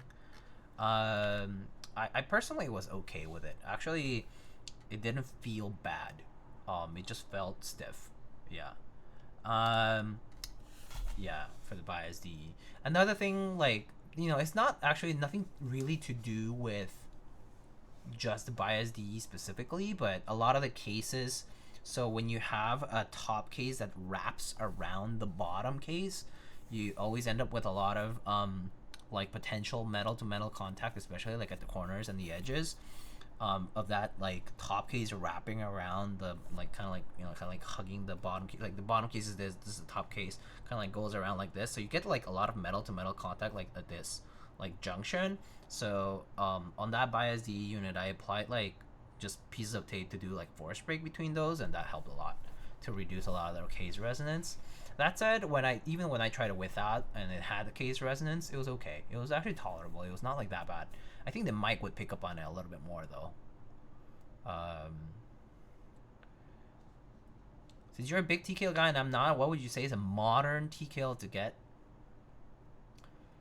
I mean, it depends, but I mean, price wise, it's hard to beat a lot of these like current options like Neo 80 type of boards, like Spider. Yeah, like these boards that are like fairly cheap for a TKL and for all that they offer. Like anything like sub 300 is honestly really strongly priced. So yeah, and then there's like the boutique hobbyist enthusiast boards, like people really like the Daji 84 and the Mary C 84 and like the 500 CM or whatever. And then there is also like the F18X type of boards, like Gion does a lot of boards like that, right? Like there's the Glare and the, is it the Glare or the F1X 8X722 or whatever. You know, there's like so many different ones now. Cloudline V2 look lackluster. I haven't seen it, so I don't know. I like the Cloudline V1. But yeah, I guess it depends on the build too, though. Yeah. Have you tried the Spider? No, I didn't try it. Like I didn't get a unit to try. I have some friends who did try like the prototypes and stuff, and they seem to be pleased with it. So, yeah. Haven't talked too much. Haven't talked about like to people who have received their. I actually have people received their boards? I think they're about to, right? Like it's like the runners like waiting for the boards or something like that. But yeah, I do know people with the prototype run stuff that they seem to like. Yeah. I mean, classic top mount stuff is always gonna work. Like before I checked out the AKB, the Serdroya, that one is like classic top mount. That's pretty good. I feel like, yeah, I think if it's like under $300 though for a TKL, it's pretty solid. Let's see what has come out recently. Let's see. Let me see if there's anything recently that I've actually seen. Oh, well, I tried that BP1 board, right, from Baron Boards. That was like eccentric design wise, but like sound and feel wise, it was pretty good. Bomb Dolge TKL. I thought the changes that they did to the Dolge TKL was actually pretty good. If you want something themed, it was fun. Aurora Input Series 80. That board was nice too. It's kind of more LZCLS type, really classic wedge, not wedge, shelf, side profile, very like elegant, clean lines type of board. Earlier, was it today? Yesterday or today, Keycap just had the number 2 65s and the raw TKL units drop. I think they just sold out, but you know, number 1, number 2, honestly, there are designs that still work for gasket mount, but they're pricey. So it's like I can't recommend you to spend $400 or $500 or whatever. But for pour-on gasket mount implementation, they've worked well. They're on the stiffer side of the pour-on gasket stuff though, because they really do compress quite a bit. The number 2, I don't know if I think over time I've gotten to like the number 2 TKL more than their 65, but I think board typing feel and sound wise the 65 felt a little bit more balanced than the TKL. But I don't know, it's been a minute since I've like compared them all, but yeah. Need more yellow ano boards. Ano and yellow? I feel like the last time I saw something yellow like that was the crap, where is it? Let me find it. It was, no, not this one. This one was yellow, right? Ish. The Martingale, the FNF unit, this had this like yellow tone to it.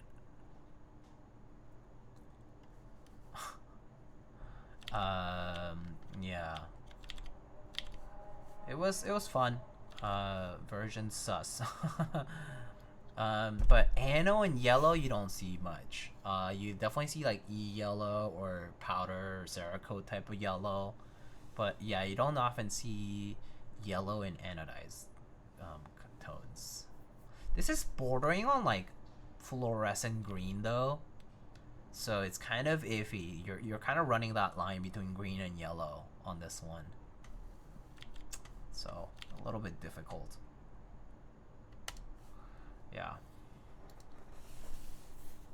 Yeah, there are certain colors that just don't come out in colors that are bright like that in ano, because they're just kind of not common. I don't like Bumblebee or Super Porsche Porsche GT3 RS yellow. Matrix has nice yellows, but I'm not a fan of their designs. That's fair. Matrix designs are super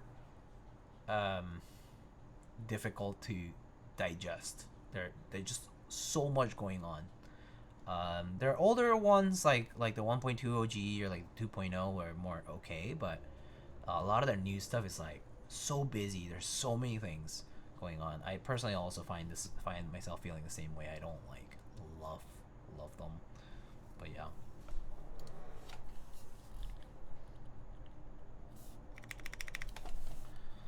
Yeah, yellow either goes toxic green or goldish. Yeah, that's exactly right. Yeah, it's either goldish or like fluorescent toxic green. Yeah. I like the building a Lego experience, but it looks ain't for me. Yeah, it's just just a lot. It's just too much, I feel. All right. I guess we're basically done. I could try it with gasket mount if you guys really want it. Although I think the top mount here on this is quite perfect. Like I think it sounds pretty good, and feels pretty good with the BP plate. I do wonder if the gasket mount would make a huge difference, but I'm not like extremely like wow I need to try it now, because I actually really like this top mount experience on this board. Hey Lightning, just got here. Love the way the build looks like. I missed the whole thing while it was a review. Jedi Buds, welcome. I mean, overall, clean look. It's a 66 key style layout. So if you've seen like the Leopold FC660 or the FC660M, it's kind of like that. Kind of like them, or not the Magic 468, but you know, has like a separated little right side cluster, and this extra cluster is on the left for extra like macro keys or function keys. But overall, it's a clean design. The Class65 V3. It's a V3, so it's the third iteration already of the design. But you know, clean lines, intentional chamfered edge seam between the top piece and the bottom piece, centered USB port. And we have a through weight made of brass that says Class at the bottom. Just simple bump-ons. Rather simple look-wise, but an elegant case nonetheless. We have an optional wrist rest here. This is what the board looks like on its own. So this is what the board looks like, just like all built up and nothing else, but looks pretty good.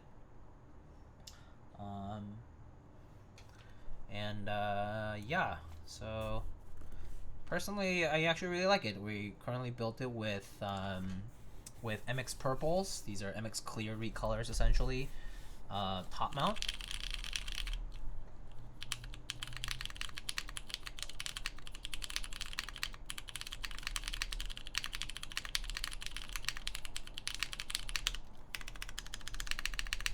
In a polypropylene plate.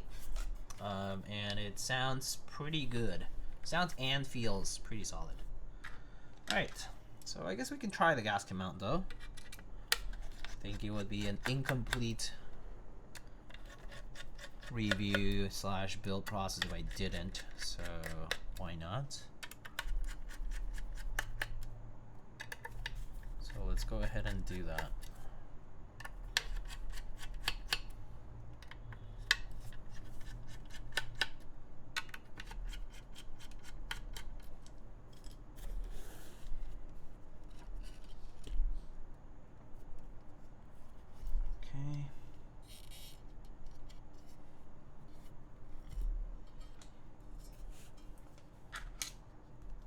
I love the green Alex did, but didn't love the weight badge. Just wanted another POV to see what you thought.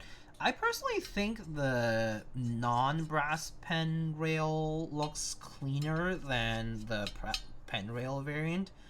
Mostly because I think that the way they did this was they put chamfers for the inner edge and then like nice fillets for the outer edge, and so it makes the outer edge look really clean, like this nice cool nice curve.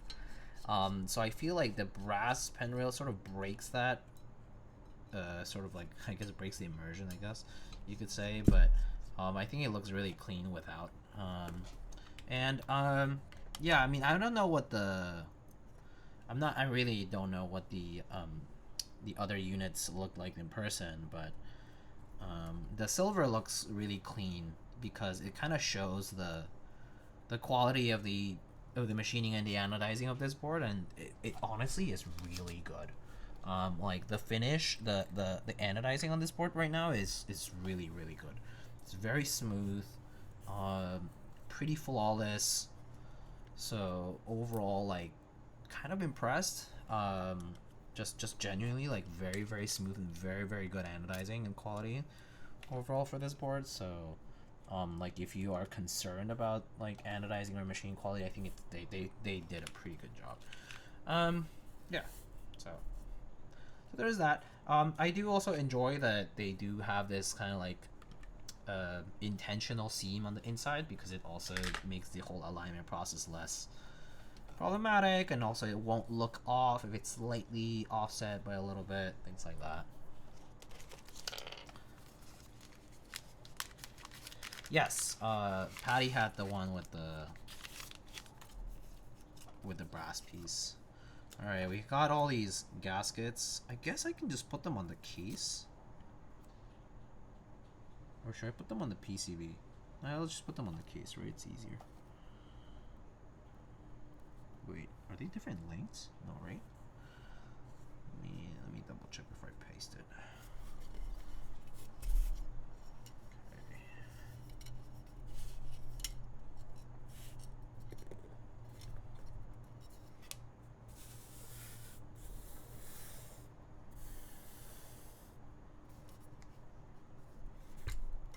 Oh yeah, I guess I can just put them on the case then.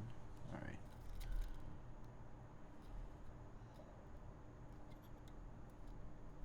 Oh wait, center them. Are they a different size? They are a different size, huh?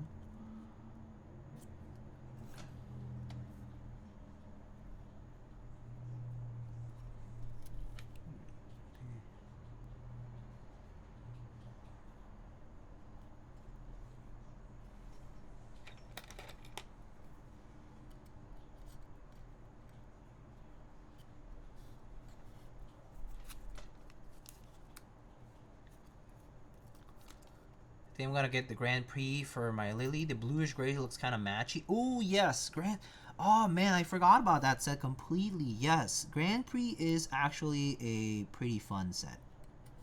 That's actually a super underrated set. It came out a while back now, actually. But I think, yeah, that's a pretty cool set. Cool set choice.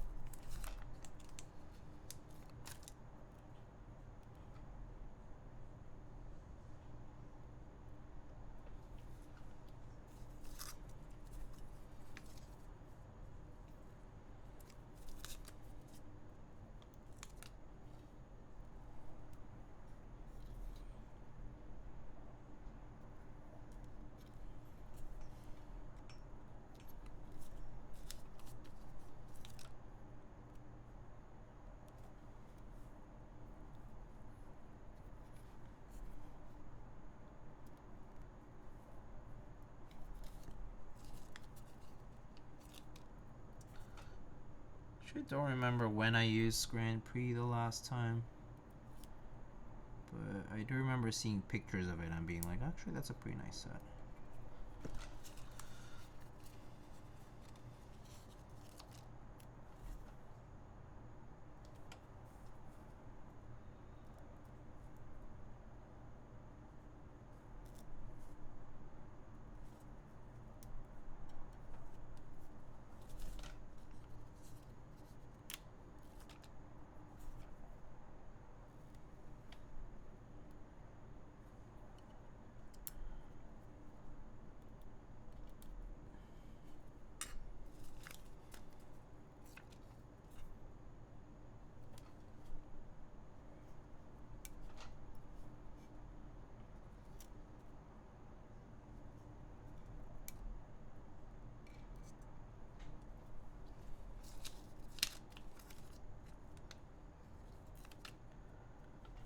A lot of my boards have darker color sets on them. Yeah. Yeah, if that's the case, then yeah, just go for it. I think it'll be a good change too. Like a welcome change to have lighter alphas.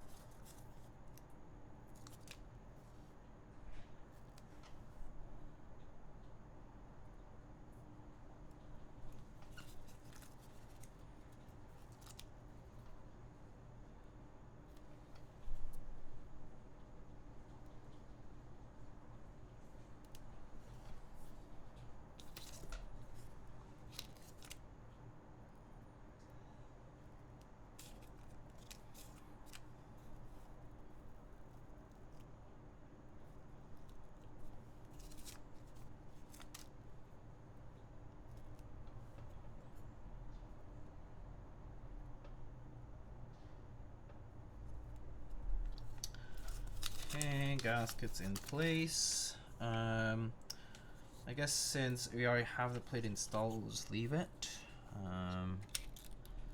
Should be able to just do that.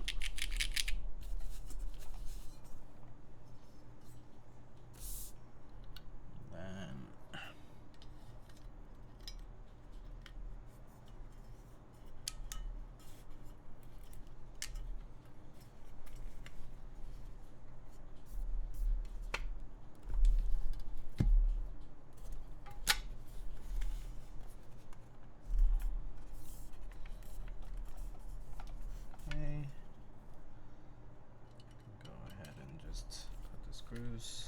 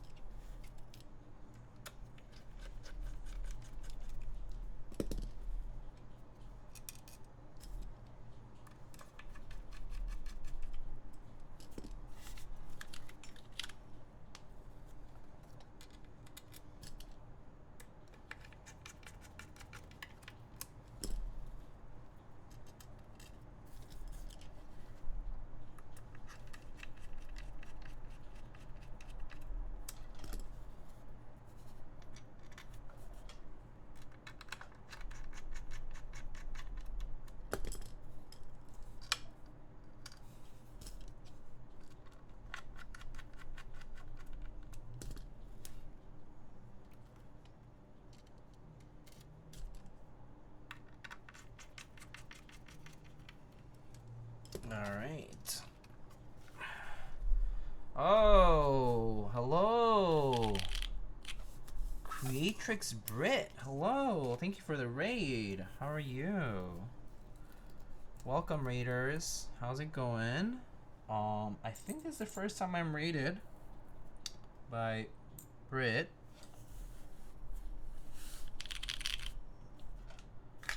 Welcome, welcome.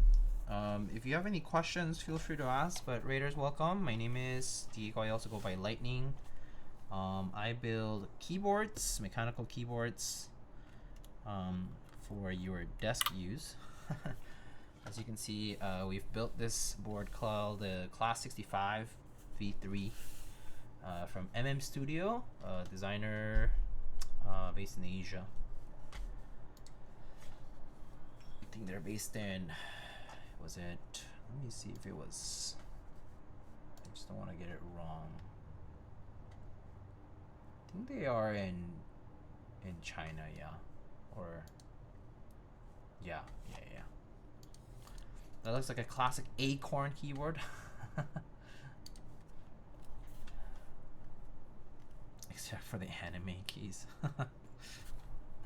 Yeah, so basically we build mechanical keyboards. What I do is I build them and I showcase them. Show people what they sound and feel like. Talk about it, that kind of stuff. Anime keys, I like that. Yeah, it's pretty funny. And yeah, so what we do is we just talk about how we like typing on our keyboards and building them and stuff like that. This is simple. Simple. Alright, so actually I just switched over from my top mount, which is a one specific type of mounting where the screws mount the assembly to the top case of the keyboard, to a gasket mount where it's sandwiched by these pour-on or rubber gaskets, or foam gaskets rather. And so right now we have these foam gaskets sort of sandwiching the assembly in place. And so, alright, let's try this gasket mount now with MX Purples on a polypropylene plate with CRP keycaps. Are those Elven runes? Yes, the keycaps do have runic sub-legends on them.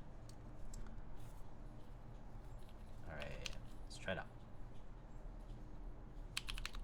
Oh, wait. Let's do a 60-second run.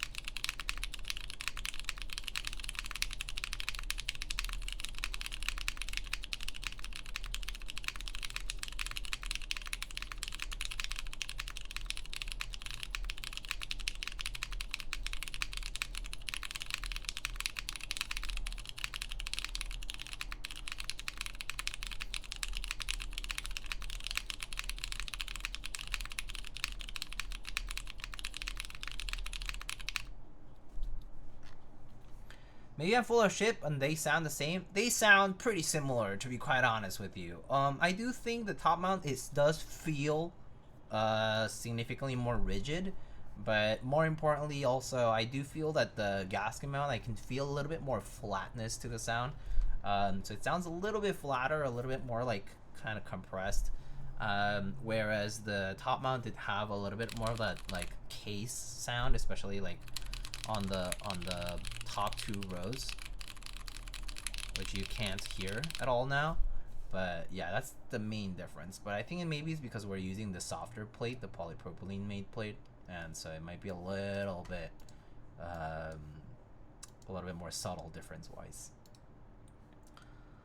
I personally like the top mount a little bit more. Kind of has more distinction to the rows and to the sound, but gasket mount is also isolation gasket mount is honestly pretty appealing if you like a more consistent uniform sound overall. My face right now.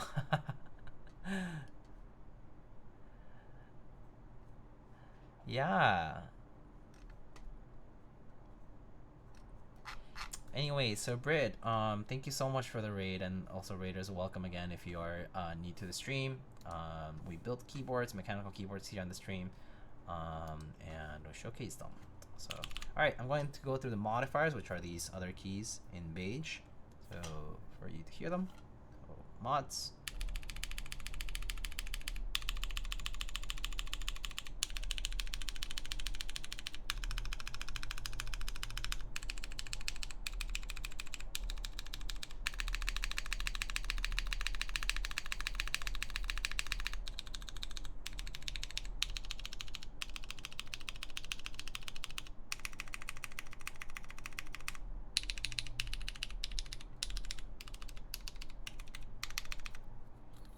Hear the alphas.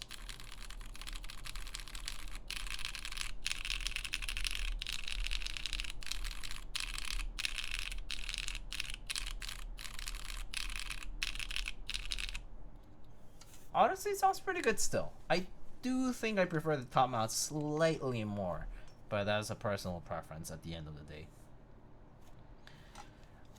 Yes, PP is polypropylene for the newcomers. It's a specific type of plastic.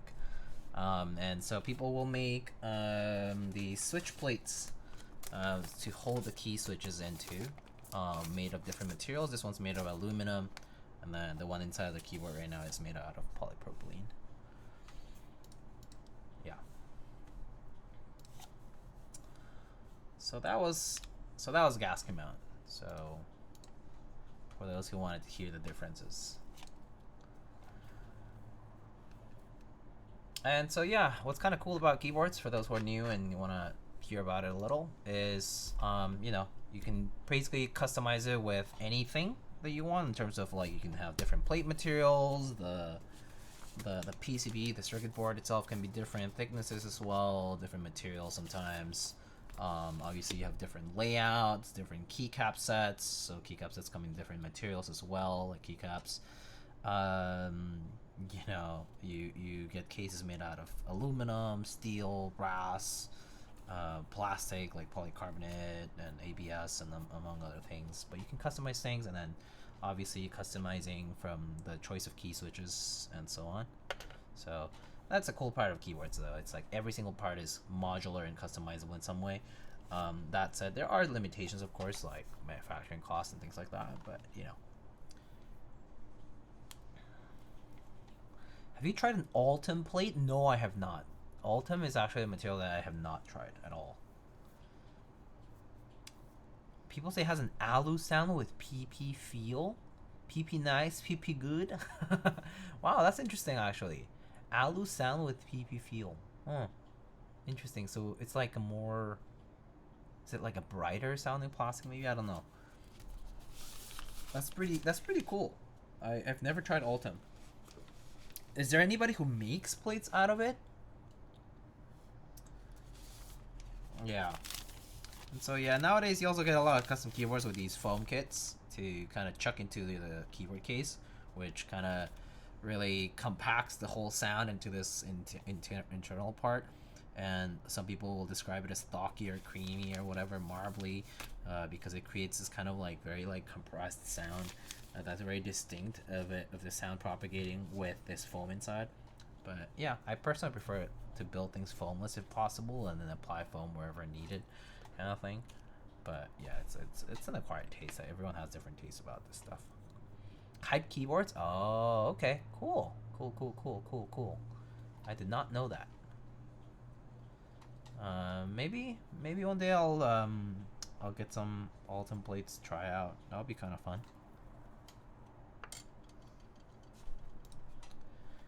Hype keyboards, are they in Canada or are they in the US? I actually don't know. I think they are in Canada, right? Yeah. Okay. Cool. Yeah. No. Maybe I'll check them out at some point. I know there's a lot of people who order accessories from them, like back plates and cut plates and other things like that.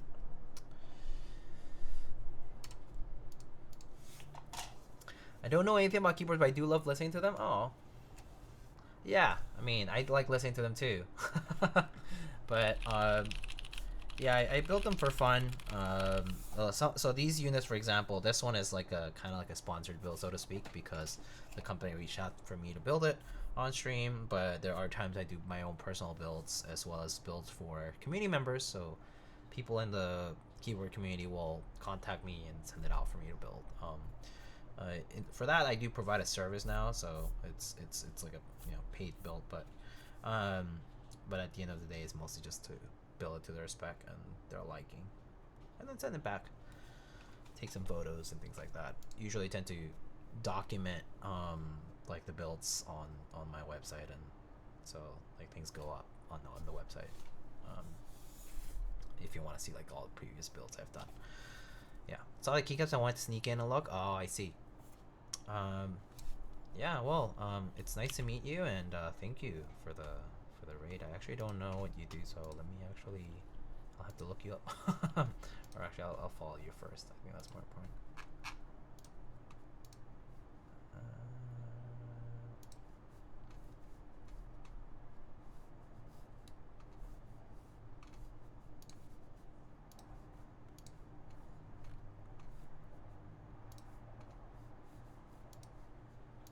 Oh, cool. You do 3D printing, making, crafting, cosplay. Oh, you're also based in New York City. Oh, very cool. Yeah, so I'm also based in New York City. So, that's pretty cool. Oh, very fun. I see.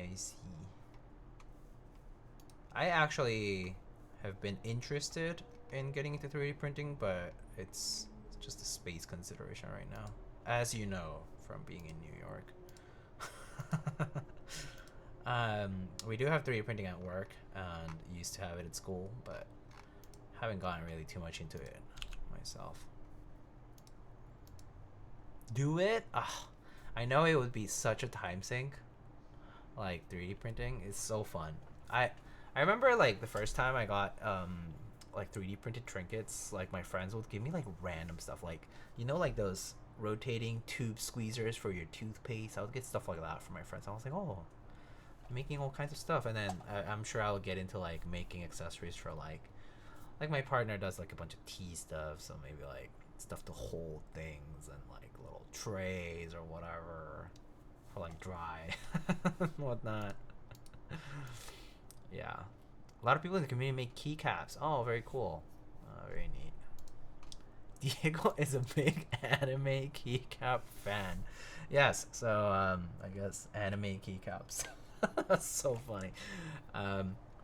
So people in the keyboard community also make these keycaps called artisan keycaps. So these are typically sculpted out of clay, and then they create a master, like a mold, with silicone, and then they cast them in resin.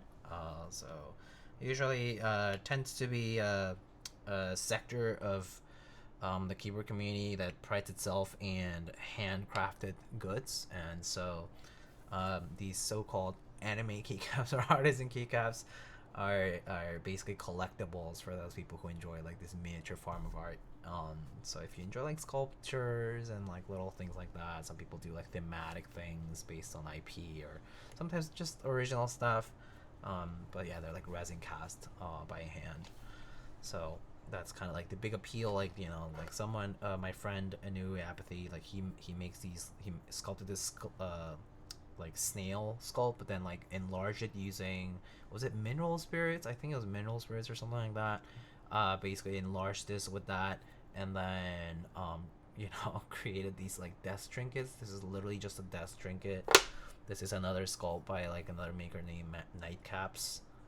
They make this sculpt called the Fugu, which is named after, you know, the puffer fish, and they also enlarged it and made like desk trinkets, you know, for fun. So it's kind of fun.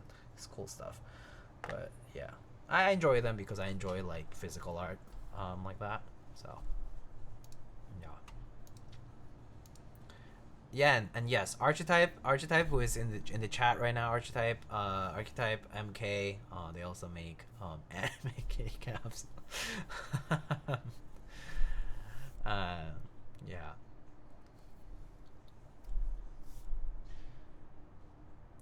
Yeah, so these ones are not really used, but these ones are all mountable. So these all have stems on them. So like here I have a macro pad.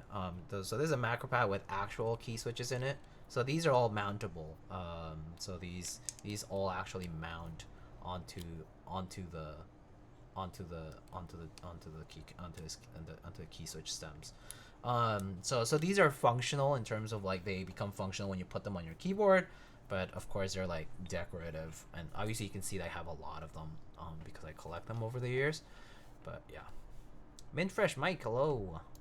All music always vibing here. Thank you. Also, hi Kim, how are you? Still love my Model M keyboard. I have it working with adapter kits, many variations during the years, but still buying them second or 30th hand. Yeah. Speaking of Model M, I have a Model F original. I can show you something kind of cool. This is actually a recent acquisition that I had, and I'm very excited for it. But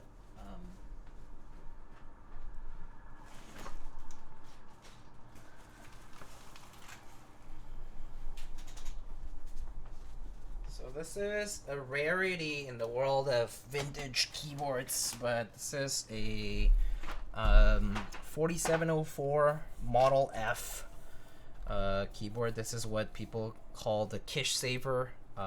So this was, I think, originally used in banks, I believe. But yeah, this I got it from a community friend of mine. But the 4704 Kish Saver This is IBM made as well. So you can actually, it's very faint. I mean, the IBM logo is still there, but the manufacturing number and whatnot is so faint.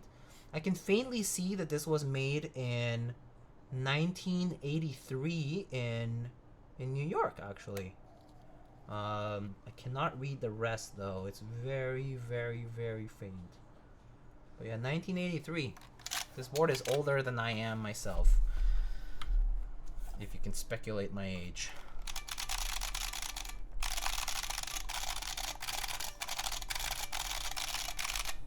Just went grocery shopping at H Mart. Oh, H Mart is great. I love H Mart. But H Mart is too expensive. I do all my shopping at We now. If you know We, it's like a grocery. It's like international grocery delivery service. Yeah. We. I actually have a link if you wanted to hop on that. Of course, just a referral link, so if you use it at your own will, you can just go into a website and sign up on your own account too, but everyone wins if we sign up together. But yeah, there's I use that as a delivery service. They have it in different cities in the US, but in New York in particular is much better. H Mart, the problem with H Mart is H Mart charges you a ton of money. Like almost all their stuff is overpriced, or they hike up depending on what neighborhood they also have their stores in. So like for me, like one of the closer one is like the one closer to like, you know, Upper West, and like it's really pricey. I know that some of the ones like outer like towards Queens it's a little bit cheaper, but yeah, like it's H Mart is so overpriced. So at least We has a lot of stuff that's like the same stuff but cheaper. So I tend to do my groceries all there. I basically do groceries there, and then I supplement it with stuff from like Trader Joe's, and a few other places. But yeah, hurry up and go play Overwatch. Okay. I shall. I shall. Yes, I'm basically done. Yes, I'm basically done for the build. I needed veggies only at H Mart. But especially it's the produce where they overcharge you money. But yes. Wait, play Overwatch with me? Do you want to play Stadium, Kim? Is We a store? It's so it's a web storefront, but basically it's delivered groceries. It's basically like Instacart, so to speak, but We is its own grocery store. But it's web only. You know, like there's an app and there's the web page, but it's delivered groceries. It's you know, there's drivers and they bring the groceries to your door. You know, they pack them in boxes and whatnot, and they deliver it to your house. But yeah, I pretty much get most of my Asian groceries through We, and then supplement with other stores like Westside, or I mean here is Westside, or I guess there's Food Town in some other parts of the city, and Trader Joe's.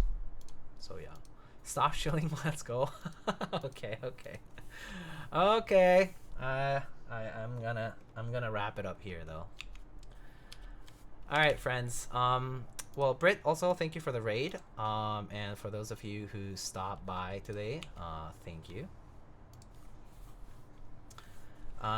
Let's go see if anybody is currently streaming. I believe Plastic Bits earlier suggested Merlots, which I don't know if they're currently live, but I can double check